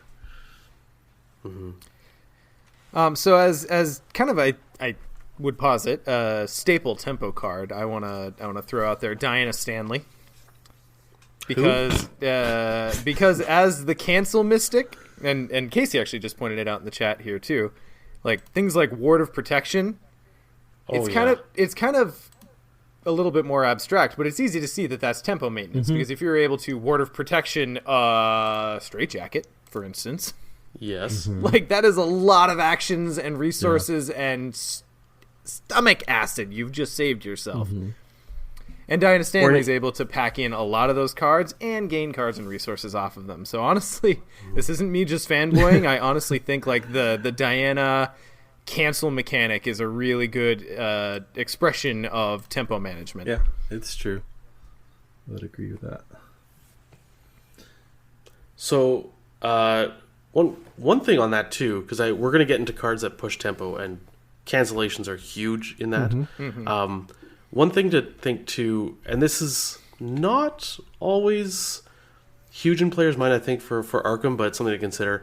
On Damage and Horror, they are resources of their own until you're dead, right? So Ward of Protections costs you a horror, but if you're not going to horror out, your sanity is just something for you to spend. Same thing with damage with Mark drawing cards, right? Like, if you're able to manage that, that's just a resource you can spend. I hope we see more cards like that where you can tax yourself. What's that? The blue spell, Nick, that you absolutely hate. Oh, gosh, what is it? Blood Is it Eclipse. actually a spell? Oh. Blood Eclipse. Yes. That one, you can spend your health Yep. You can take up to 3 damage, I think. to increase your willpower. Yeah, anyways. So, And damage. yes. Yeah, but to that point, Damage and Horror, absolutely resources you should always consider spending. I think one of the big things that really took my play to a next level is when I really started looking at when can I afford an attack of opportunity for the right effect. Sometimes that's the right play. Even if you take 2 damage and a horror off of it, like, you will be ahead at the end of the day. For sure, definitely. And something I'm very familiar with playing a lot of rogues is knowing which tests you can afford to fail. Like, Yes.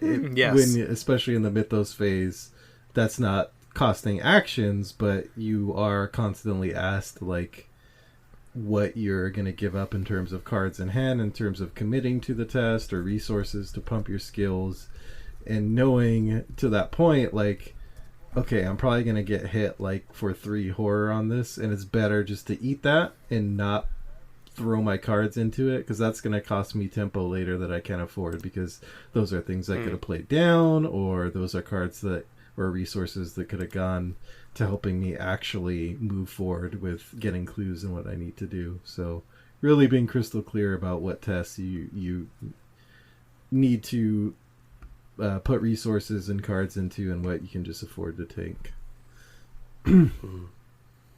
Yeah, and specifically to that point, I know we've already talked about cancels a little bit. This is something that I really had to wrap my head around when I started playing Lord of the Rings, the card game. Go ahead and drink, everyone. The Test of Will is a staple card in that game. Essentially does the same thing as it does in this game, except it doesn't cost you any damn experience. But just knowing which treacheries you actually should look to cancel is huge. Yeah. Huge, because it can be such a knee jerk to just try to cancel the first one that kind of hurts. but there's almost always like a tier list of things you should actually look to cancel, and quite often that means holding on to it and just taking it on the chin is the thing to do. Yeah, and sometimes it's not a simple calculation. It depends on the investigator. It could be like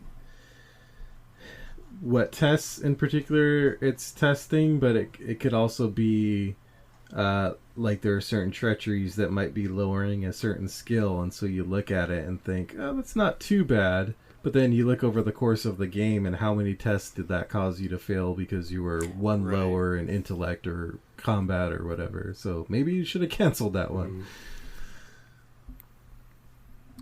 All right, so let's talk about some of our favorite cards that help us push tempo. Okay. We've talked cancels to death, like Wards of Protection, great. Test of Will, great. Forewarned, pretty good. You handle this, I suppose, depending on who you're playing with. It's tempo for me. I think we can kind of call it a cancel. And that's the thing, is like you have to look at it that way, because again, kind of going back to our Silas and Ursula example, if Ursula can just push things off onto the person who's meant to deal with them, that's good tempo, because then you get to do what you're good at. Mm-hmm. Like if Finn can push off a willpower test to Agnes, right? Like it's a big thing for Finn. It's nothing for Agnes. Yeah. Mm-hmm. Yeah, playing Diana and Preston, I've been doing that a ton and just shunting stuff over, because if you think about your actions as a group instead of individually, like it's... And you should. If you want to be successful, it's going to cost your entire group far fewer actions. Mm-hmm. I think one of the biggest set of cards that you can look at tempo, because again, like that 2-to-1 thing, ace in the hole, all of a sudden you have like 3 more actions. So easy math there. Quick thinking, if you pull off the skill test, that's just an extra action. Mm-hmm. How many times has that been good? Like, oh, hey, engage this enemy. Oh, move into place. Like, yeah, quick thinking's good. Golden pocket watch. Like everyone gets +3 actions. And Golden Pocket Watch too, we use that in our Boundary Beyond. Yes. And I think we talked about it in that game where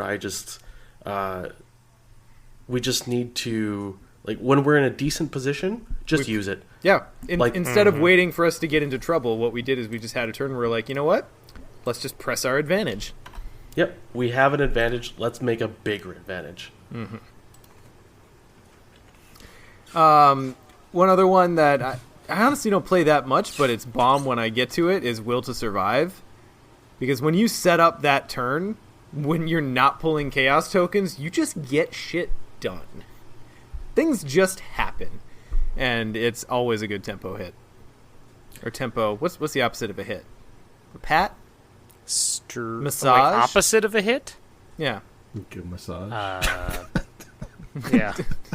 Tempo massage? Okay. Tempo rub. I'll allow it. Yeah. And while we're talking about Survivor events, another one that I've really come around to more recently, it's been out for a while, but me just playing true solo kind of made it a slow burn for me. Hiding Spot. I have come to love a one-of hiding spot in most solo decks that can take it, because being able to just sneak by a room full of enemies is huge for tempo in the right moment. Mm-hmm. Yeah? Yeah. Okay. Yep.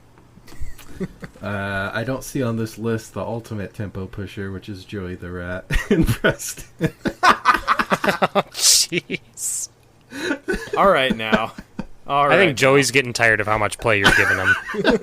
I'm actually serious in the context of Preston. Just the fact that I can often dump like 3 assets to play into play in a single turn, which is pretty big for tempo. All right, so bringing it around, oddly enough, to where this conversation started, I want to bring it around to enemies and their effect on tempo specifically, because this is kind of like where I thought of, oh, hey, let's discuss this, and then we blew it up from there. Okay, so we've talked about tempo in general. Enemies are kind of an interesting dimension of that, I guess. We've talked about it extensively in the past, how we just kind of generally feel like killing them as quickly as possible is just the way to deal with enemies. That's the most efficient and tempo-friendly way to do it, right? So, Well, my question is... Well, yeah, okay, so my question to you guys is, since we've gotten so many more tools for enemy management that don't just kill things, how viable do you guys think it is to really back off the heavy damage stuff and rely on evasion and some of the other jank that we have available? I think that's entirely dependent on the scenario. Because I think there are some, like, anything in TFA, agility's gonna, like, evasion's gonna be 6 to 1, half dozen the other. You know what I mean? Because, like, that's where alert is coming in. And so suddenly your evasions aren't just, you know, try and get away. Like, now you're trying to avoid damage as well if you fail. But at the same time, it can, you know, if you're killing stuff left and right, that's going to be tracking vengeance points, and that's going to be counting against you in the long run. So I don't know if just evading is, like, better or worse. I think that's too scenario dependent. Yeah, to Nick's point, I think I often talk about playing evade heavy investigators, but it's evade heavy because it's not exclusively evade. Like, it's more that you're kind of like an assassin. Like, you choose carefully the ones you're gonna actually commit to killing, and then the rest you're kind of focusing on, like, it's actually gonna cost me fewer actions to evade this guy and leave. And that all hinges on pretty much largely the hunter keyword. Like, the hunters are usually the ones you're going to take the time to take out with whatever weapons or whatever you have around, because those guys can be huge tempo hits in an evade deck, because they're going to come back around to you, and oftentimes and if you don't want to take the attack, you have to jump into their location to attack them. If you left them behind, it can just become a nightmare. So to the question, I think it's totally feasible because I've done it with several investigators, ran them successfully through, like, TFA and Carcosa and Dunwich, so it's totally possible.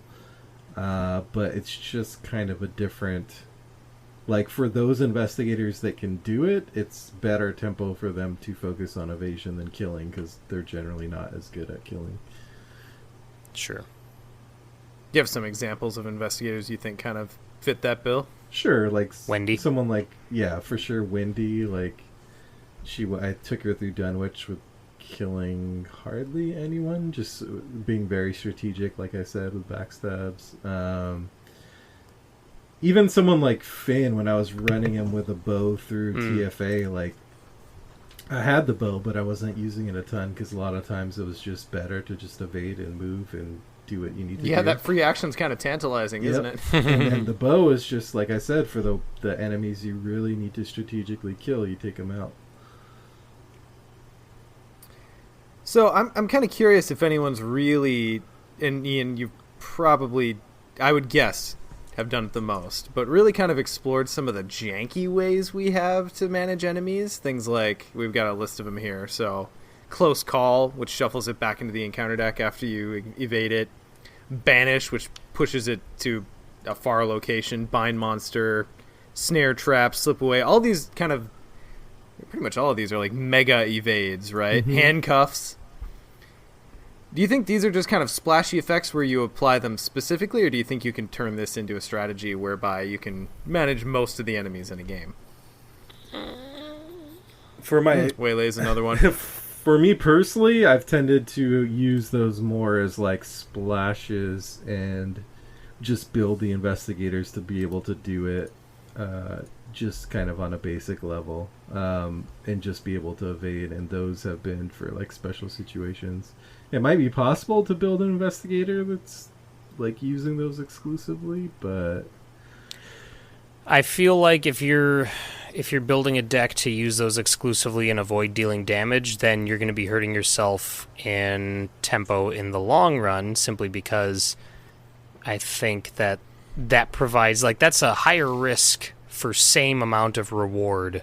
You know what I mean? Like, keeping the enemies in play, but keeping them under control. And with how flooded the board can get in some scenarios, like House Always Wins, for instance, or stuff like that. It's interesting. Like, I guess it's. I could just be thinking like a Guardian, but I look at these cards, and to me, these are answers to very specific questions instead of being answers to enemies in general.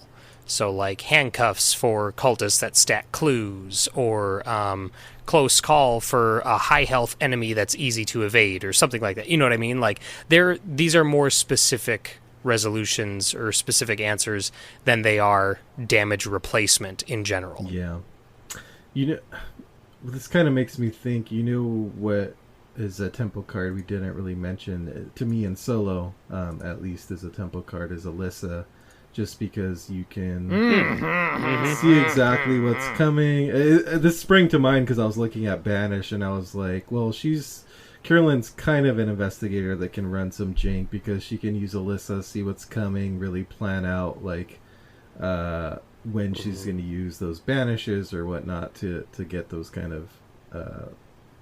basically, she can really minimize the amount of enemies you have to face and then just kind of concentrate those cards on the ones that you do end up facing. Well, even if you're not using her to bury enemies, just turns out that taking the surprise element out of the encounter deck is kind of like filing down its fangs. Yeah. Especially in solo. But it is true, again, the whole evasion strategy, like the board can fill up, and that's why like you will often hear me complain most about small map scenarios, because that's where the evade strategy really gets pressed. Like if you have a medium to large map, I don't really have as much problems, but it's in the small maps, like a Boundary Beyond or a Curtain Call, like that's when, because you don't really get as much tempo like from evading because the board just ends up filling up on a small map. All right, well, so what I'm hearing is these are fun effects and sprinkle them in to address specific things, and maybe some investigators will lean harder than others, but on the whole it sounds like just shoot the enemy as quickly as possible is the best strategy.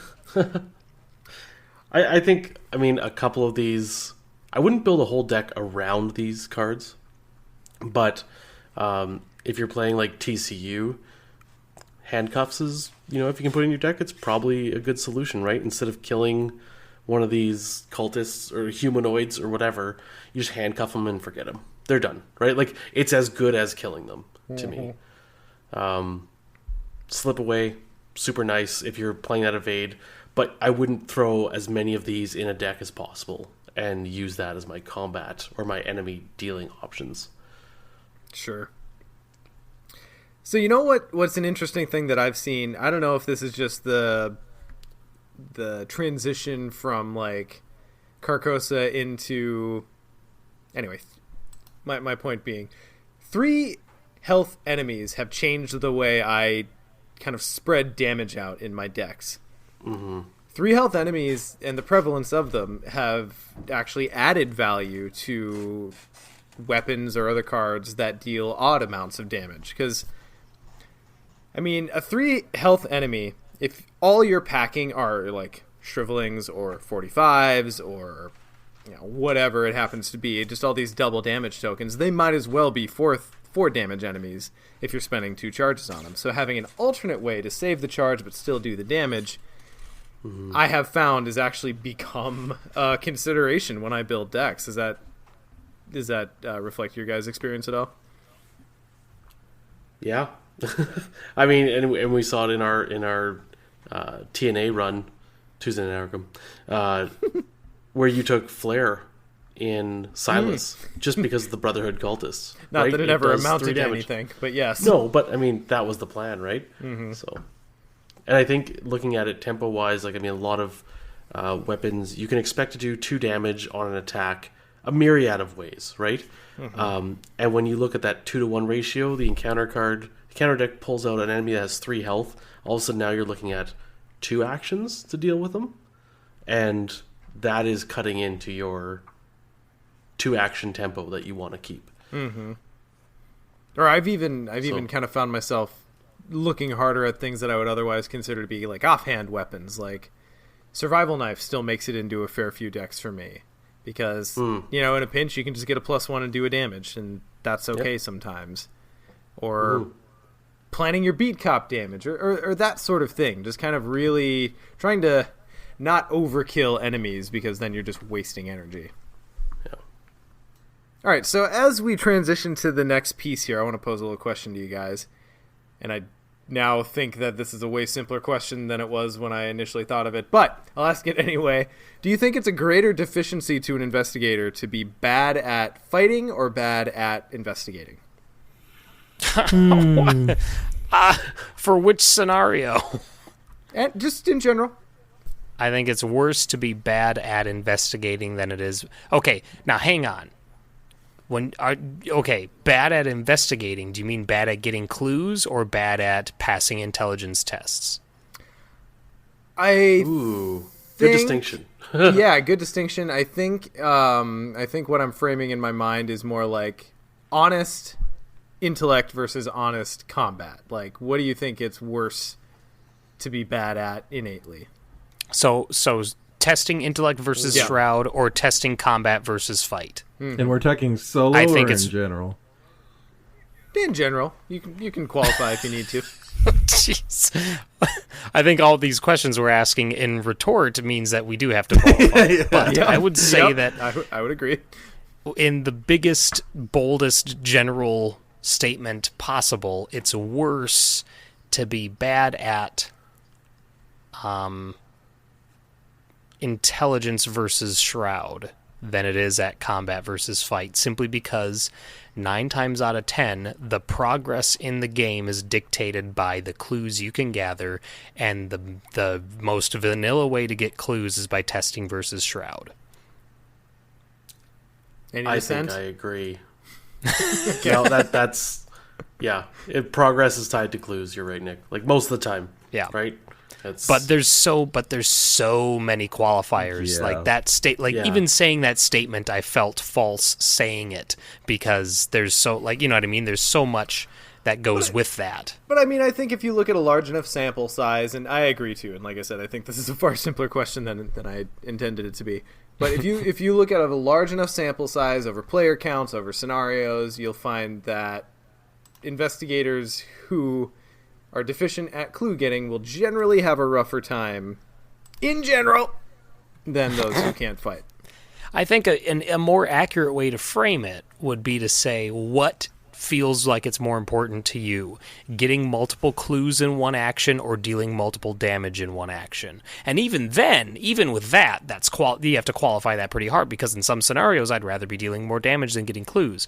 But I think in general, an investigator who can get more clues in one action will generally perform better than an investigator who focuses on dealing multiple damage with one action. Yeah, I agree with you guys. I don't think it's necessarily like a super straightforward, easy question, because, I mean, the reason I agree with you is because you always have to get clues no matter what, and you're not necessarily always going to draw enemies, and enemies tend to not be the lion's share of the encounter deck. There's usually a higher proportion of treacheries and all that, so it just depends on what you end up drawing a lot of times. Now, the big caveat there is, like, tempo's kind of a moot point if your person can't fight their way out of a paper bag in solo and they get hit with an enemy earlier and your scenario's over, which has happened to me. So at that point it becomes moot, but yeah, in general, I think I would agree. Very good. So, speaking of tempo and clues, I think this one ends up being a little bit simpler than enemies, just because, locations don't have 3 stats and don't move around and can't be addressed multiple different ways. Get clues. Just do it. Stuff. Yeah. Just do it. Yeah. As Casey says in the chat. Oh, no, he says something else. But just take the basic investigation action. Good plan. Yeah, so things like your deductions, your fingerprint. Wow, fingerprint kits. I'm not even drunk yet. What's going on? And just being Rex. Turns out, all great clue tempo, but other things, I think, like something like Drawn to the Flame, I want to point out is a really good, just solid mystic tempo card. Depending on the scenario, depending on the mystic, I would say in general, most mystics are less afraid of what comes off the encounter deck than most investigators. So drawing an encounter card for 2 clues is usually a pretty good trade. And it keeps you going, because you don't have to sit there and gather the resources for investigating and possibly fail tests. It's just like, all right, give me this card, give me those clues, let's get on with the game. Yeah, and something... Just in general, we haven't talked a bunch about them yet, but generally cards that let you kind of do 2 different kinds of actions at once, like an evidence is nice because it's kind of combining a clue with an enemy kill, enemy management. If only we had an investigator that did that regularly. I know. So what's funny is we have both Rex and Guiding Stones listed here, but we don't have both roll and evidence. So we a little bit of seeker bias here. All right. Well, I don't want to waste any more time on that. I think everyone knows how you get clues efficiently. Though I think I would posit that particularly with the release of TCU, there are some interesting clue acquisition tools that we've gotten that are kind of outside of the prior conventional box, like interrogate and connect the dots, those sorts of things. I'm still trying to figure out exactly what the place is of those cards. Connect the dots is such a weird one too, because it's expensive and it's such a hyper-focused condition. Like, it has to be a location with shroud lower than yours, so that means it's one that you've opened up already. But if it has shroud lower than yours, why didn't you clear it already? Like, I haven't been able to get that one to fire as much as... I don't think I've gotten it to go off once. Like, I think every time it's in my hand, it just sits there until I commit it. You know what I mean? Yeah. So I've done it in Joe, but only because it costs 2 at that point. Yeah, and even still, that's one that you have to, like, set up. You know what I mean? And I think that's why I don't, because it feels like it takes more effort than what it gives you. And I think another important point that we didn't really touch on in the tempo clues portion is the compression cards are important, but also testless clue cards are important for tempo. Like even something like art student, you just like, well, I could just spend an action to take the test. But again, if you fail that test, it's a wasted action. You lost some tempo. So just get the clue. And you got a horror soak, which is, you know, if you are treating horror as a resource, that helps you. Lola is like an ultimate tempo card, the ally that is. Not the investigator. Yep. But just the investigator is kind of anti-tempo, unfortunately. But just a free action to get a testless clue, like so just all those are important to think about too. It's not just compression, but also making sure you nail the tests you take or don't take a test at all. I think good tempo is a combination of compression and utility. Like the cards that are just kind of generally useful in a lot of situations. And I mean, like Shortcut. That to me is the ultimate utility card. When do you ever not need a free move action? Yeah. A scenario with one location. The end of Carnival. The beginning of Miskatonic Museum. Okay, all right. Now. And we found it. That's it. That's quite enough.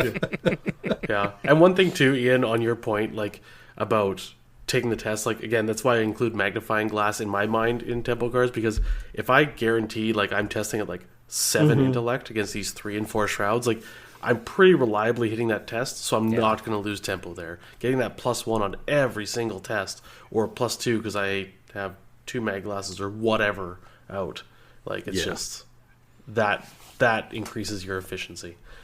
So. Or your successfulness, or whatever you want to call it. So successfulness, definitely successfulness. Successfulocity. Winningness. Yeah. Okay, so on the flip side of things, then, what are some things that are challenges to tempo? Some tempo killers. What do you guys think? Tempo backbreaker. Conglomeration of spheres. Yes.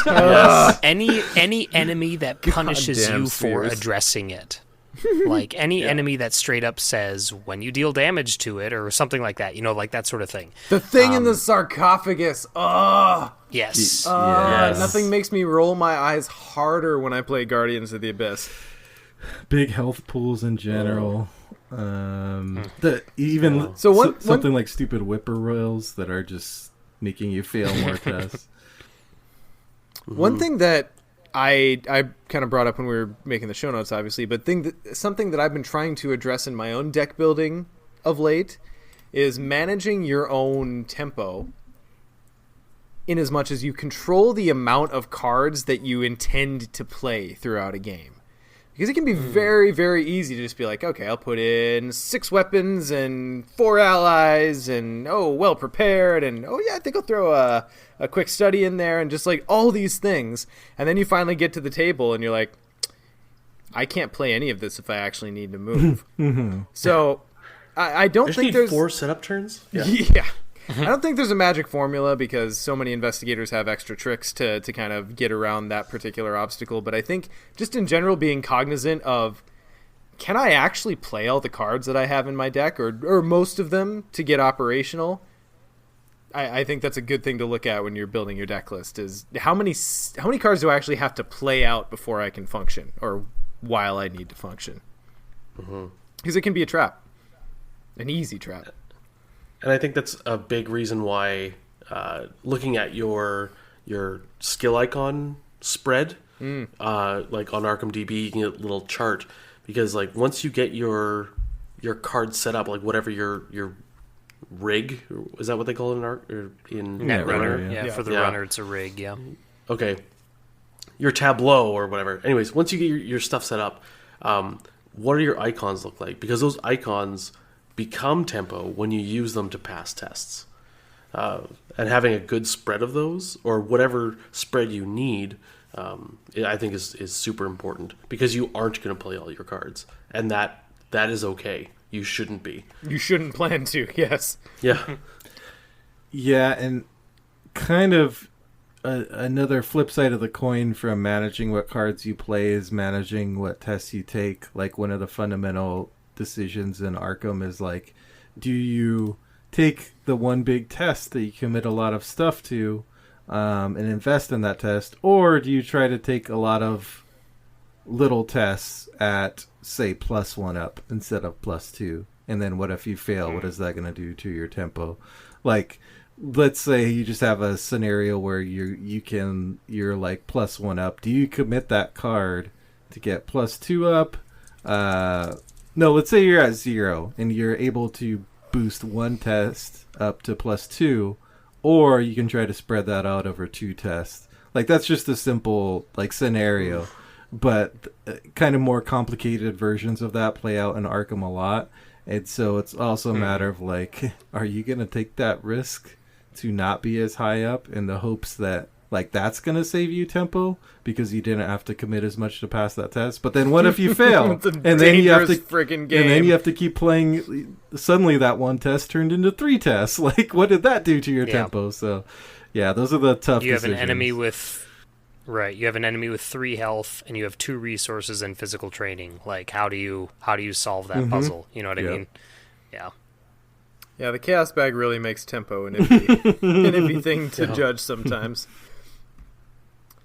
So I think another big thing, we've already mentioned it, is just the different points in scenarios where the agenda advances and like locations rearrange, or an enemy pops out, or now you have a boss to deal with, or oh hey, clues move, or something like that, where if you're not on point getting done what you need to get done by the time you need it done, it can just kill a scenario sometimes.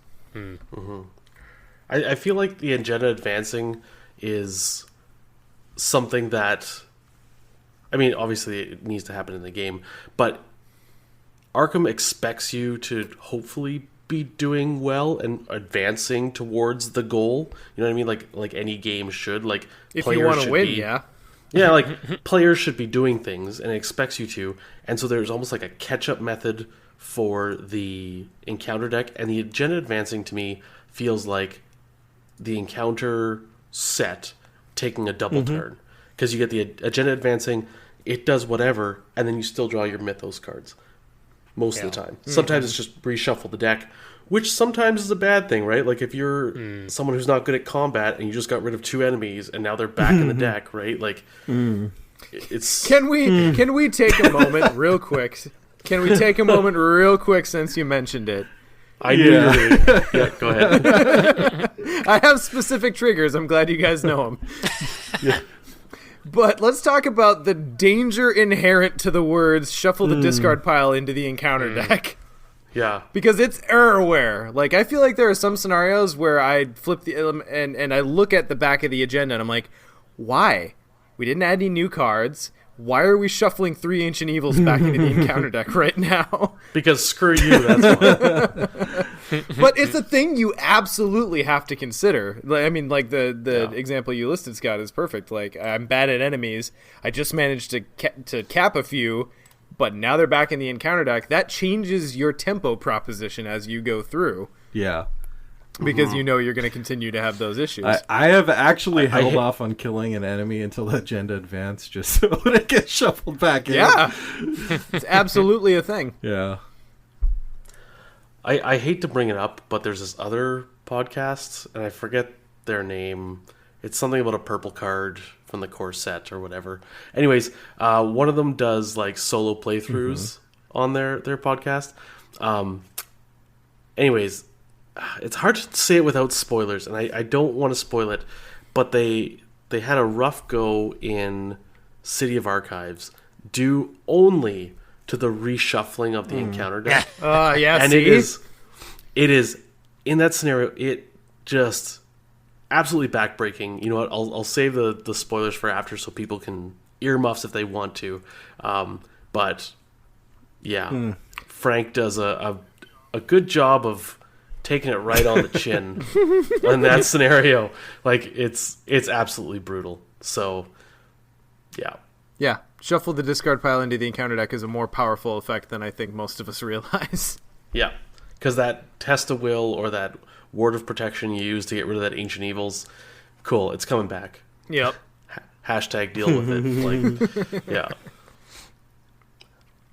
All right, guys. So wrapping this discussion up, any final points to make on tempo and how you get it? Not everyone at once. I'm pondering.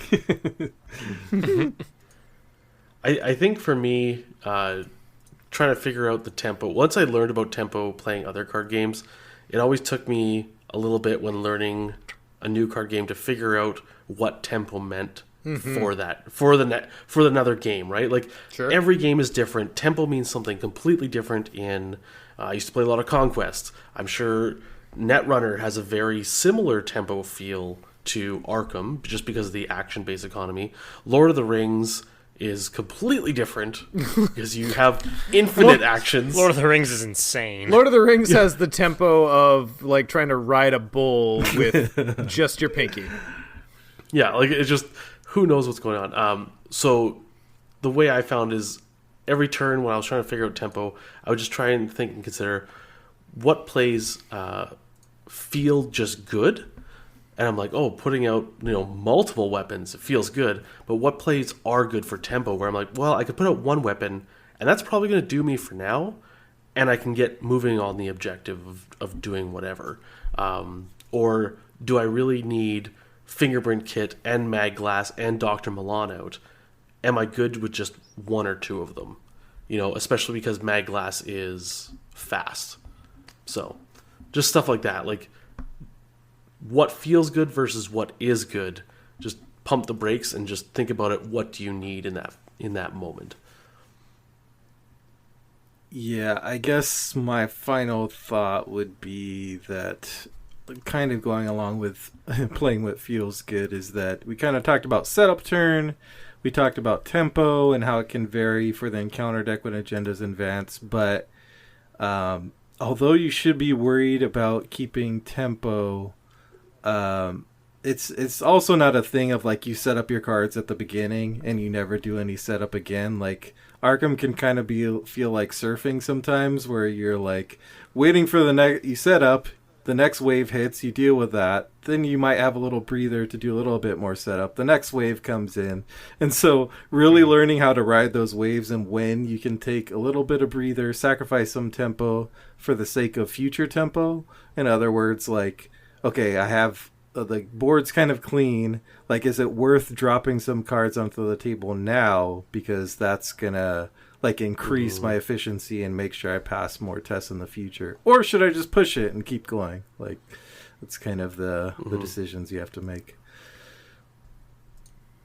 Yeah, like I feel like when you're ahead on tempo, like you're saying, I like to push my advantage as far as get certain assets into play to help me maintain my tempo. Right? If I'm ahead, I want to stay ahead. So if my gun is empty, I get another gun out, or if it's one ammo or something, right? Or if I've just been skimming by on investigation tests, maybe that's when I pop out my second mag glass, even though that doesn't make sense because it's fast. But you know what I mean? Like, just set yourself up a little better. Maybe you need some soak because you've been spending your health or sanity as a resource, right? So yeah, it can be tough. It's like, I have charisma, I already have an ally, like technically my rig is good. Do I just keep, like, and there's no enemies on the board, do I just spend 3 actions to investigate, or do I drop like that second ally into play? And there's too many factors to ever have a discussion even over like 10 hours, but it could be I think tricky. what you guys are outlining is kind of that a big part of tempo is balancing your long-term goals with your short-term goals, right? Yeah, definitely. And that is not always easy to do. Sometimes you just want to play your cards and you don't want to move and investigate. But sometimes you should. Yeah. But it's boring. Yeah, exactly. It's boring. But I want to have all my toys out. And I do think that's a huge thing, a huge step to take, is to learn when to press your advantage, because there are so many cards. I feel like a lot of the good cards that we like are cards that we like because they are good to gain tempo if you've fallen behind, and they're good to press your advantage when you're ahead. Like, those are generally the best cards, but it takes a lot, I think, to learn, like, okay, you know what, I'm fine. I'm okay to use this deny existence right now. Or, you know what, I can afford to use this dodge to play out this weapon because it would be fine. And just kind of learning when you should be pressing your advantage versus when you hold back and I guess, plan for a disaster. And I think managing that is a big part of tempo. At least it's the part that I struggle with the most. So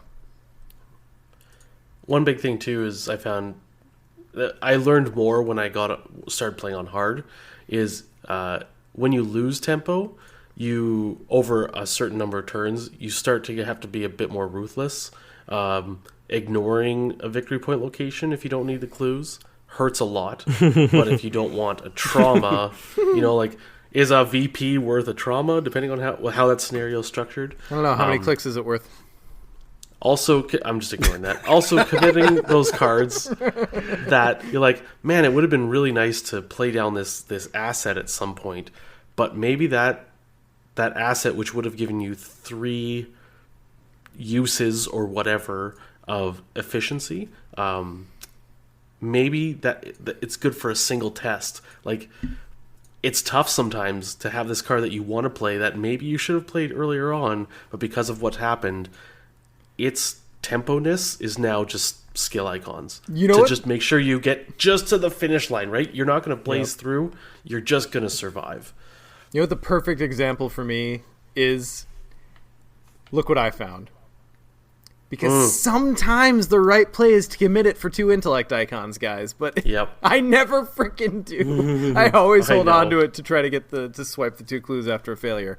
But sometimes those two intellect icons is the right play. So I don't know. I think a big part of it is just kind of recognizing those moments of struggle and making the right choice. Yeah. All right. Good talk, guys. Let's move it on into a little bit of technical time. As mentioned, everyone's a little busy at the moment, so I'm sure this will be on the sparser side. But Nick, what's been grabbing you? Let's see. What have I been doing lately? Playing Resident Evil 2, both the remake on the PlayStation 4 and a little bit of the board game recently. Okay, I thought you were going to say the PS1 game. I'm like, damn! No, it's been a few years since I played that one. PS4 game is gorgeous. I love it. It's an upgrade in every sense of the word. Like, this is a remake that I'm very happy to have. I loved Resident Evil 2 back on the PlayStation, and to have an updated one that's the environments are expanded, and it's weird because there's fewer enemy types overall, but the enemy types, the ways you interact with them and the impact they have, especially just the basic zombies, like how different those are in remake versus the original, and like how much more of a consistent problem they are, is very compelling. I'm really loving it. And then with the board game, I played 4 scenarios in a row of the board game last night, just because I just had this at about like 10:30 p.m. I was like, I kind of want to play RE2 on the tabletop. So I set it up and I started a new campaign and played through 4 scenarios of that. And I was setting up scenario 5, and I just finished setting it up, and I look at the clock and it's like 1:30 in the morning, and I'm like, I should probably go to bed. But yeah, no, I don't know why I just suddenly got in a Resident Evil kick, but really fun. The board game is still frustrating, though. Like, it's really fun to play, but God, setup is frustrating because the map is ugly as hell, and it's really tedious to set up. Like, oh my God, I wish, as much, like, ugh. That can be a tough barrier to climb. Setup is a huge barrier, right? It is. It is. Well, especially with this, like, once it's set up, it doesn't look good on the table. Like, it looks like a bunch of black squares all shoved together. Like, the maps are so uninspiring, and there's so many little tokens that you have to place on the maps in specific locations, and none of those tokens look great. Like, it's just like, but the gameplay is really fun, and the moment-to-moment of it is really exciting, and I feel like it captures the tension of Resident Evil 2 pretty well. It's just, like, it's the fact that not only does setup take a while, but then once I'm done, it doesn't look exciting to play. It looks less exciting to play than it actually is to actually play, if that makes sense. And that's really, like, I didn't really know. I noticed that originally, but it didn't really set in until I got Brook City in. Talking about Kickstarter board games, Brook City came in, and that looks gorgeous on the tabletop, and it's super fun to play. So it's like, God, like, come on, Steamforge, put a little work into your, board designing, like your art direction. Anyway, that's me. It's an unfortunate place to lose a customer. I mean, I still bought the game. So. Yeah, I suppose they didn't really lose you, did they? Ian, how about you?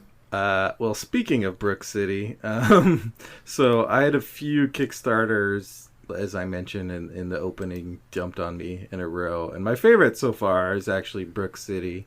For those who aren't familiar, this is a game that's kind of paying homage to like old 80s and 90s action cop movies.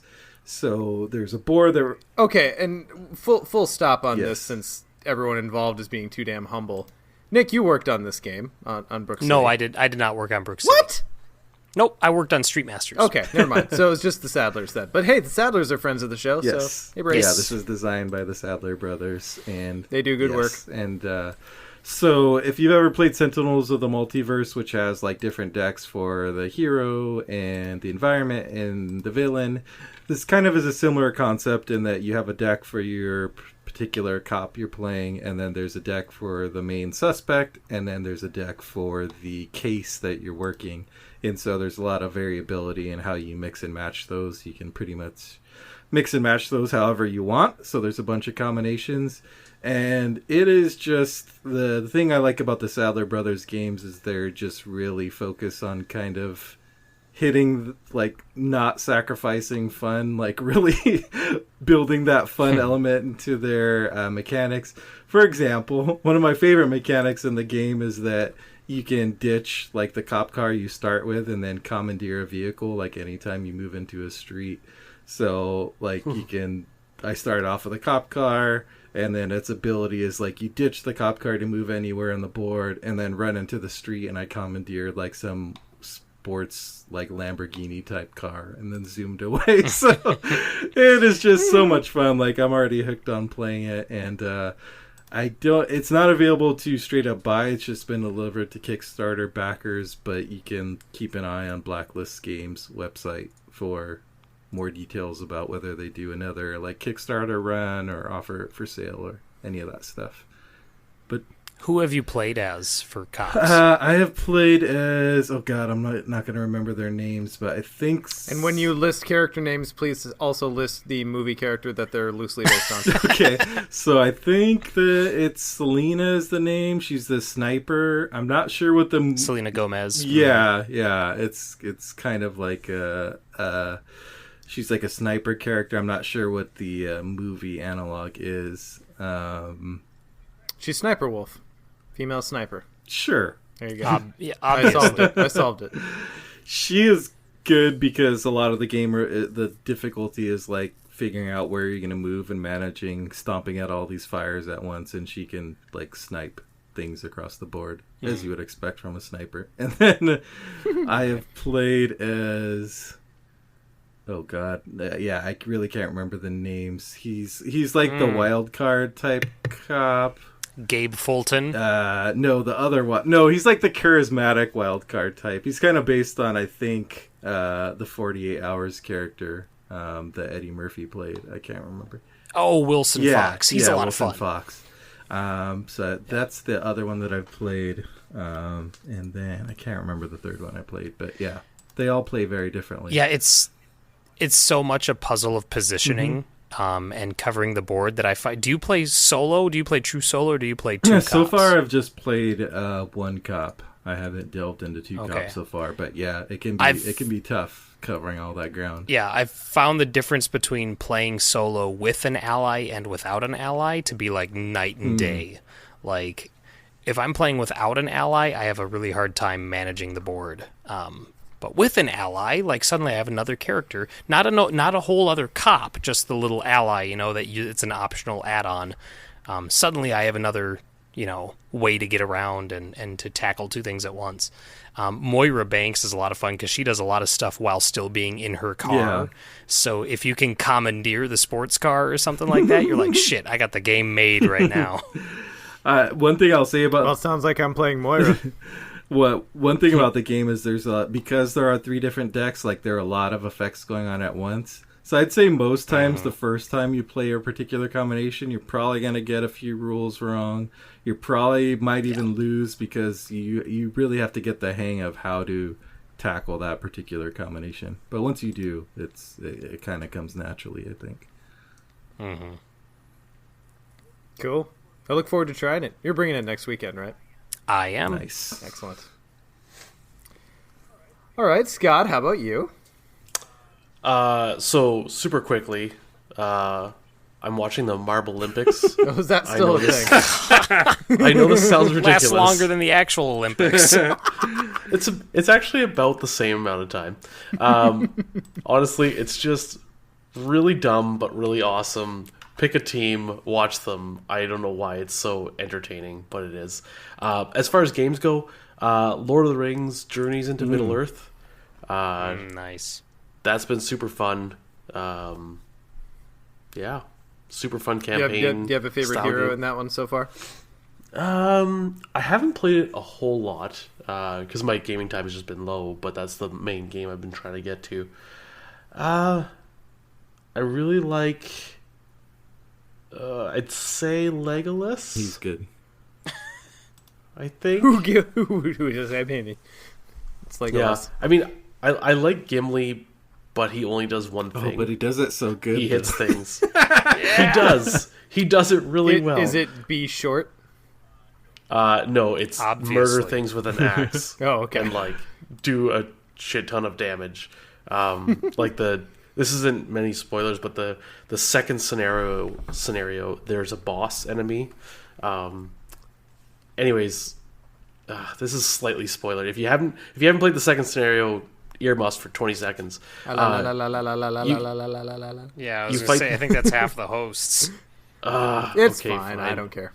Okay, when you strike him down, he basically and you have to kill him the second time. Like, that's the most spoiler thing. Cool.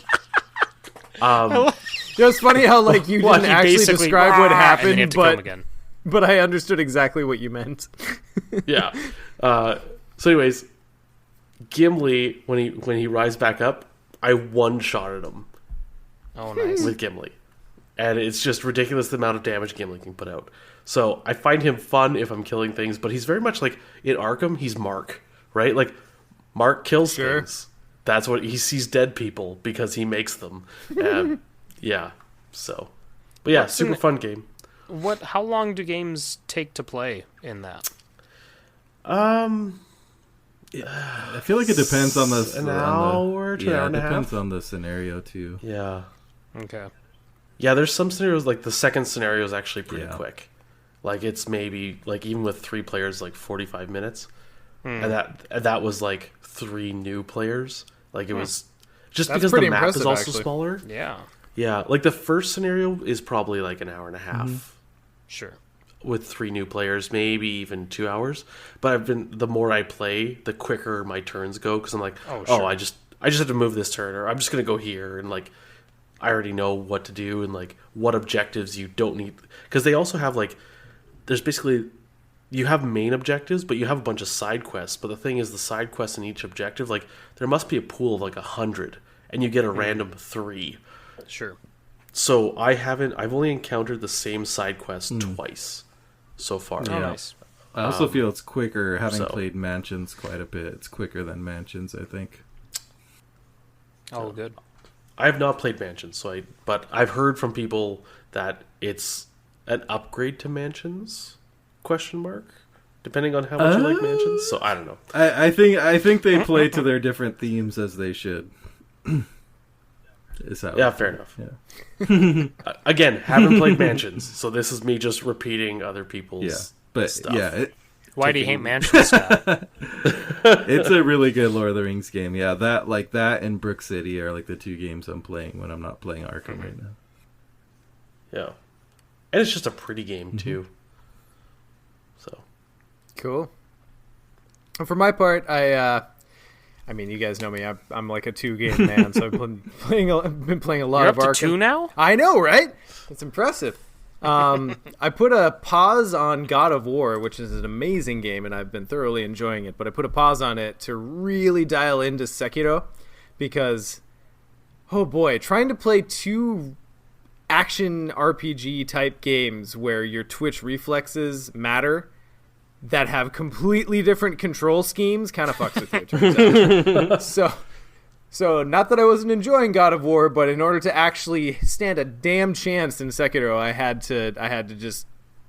to mute all of my other reflexes, and it's been a great game. So, I've talked about Bloodborne before. I haven't played any of the Dark Souls games, but that kind of, I guess it's technically a Soulsborne game, though it's probably the most accessible of them as far as I know. It's like Tenchu Souls. Mm-hmm. Yeah. We'll go with that. But the combat is so good. It's so tight. And Dave is about to say, hey, imagine that combat system in a Star Wars game. And I'm again going to be like, oh, God, add that to the list of things that I would pay out the nose for. We've but got anyway, a new Star Wars game coming out. here's hoping. Here's really hoping. I mean, it's made by Respawn, so it's going to be good. Fingers crossed. No one would be more happy than I would. But I'm also challenge accepted. I'm very, very sensitive to things I love turning to shit in my mouth the past little while. So Yeah. Okay. So anyway, Oh, Sekiro is really fun. If you have a chance to try it out, it's just one of those games where if you get it, you get it. You don't, you don't. It's super hard, but once you dial it in, it's so damn satisfying. So yeah, been really enjoying that. Looking forward to beating it, hopefully. All right, cool. Well, guys, I think that's going to wrap us up for episode 59. Like I said, pay attention to next episode where we're going to start announcing our Arbits contests and start that series. And I suppose from the Mythos Busters, this has been episode 59. We'll see you guys next time. Bye. Bye.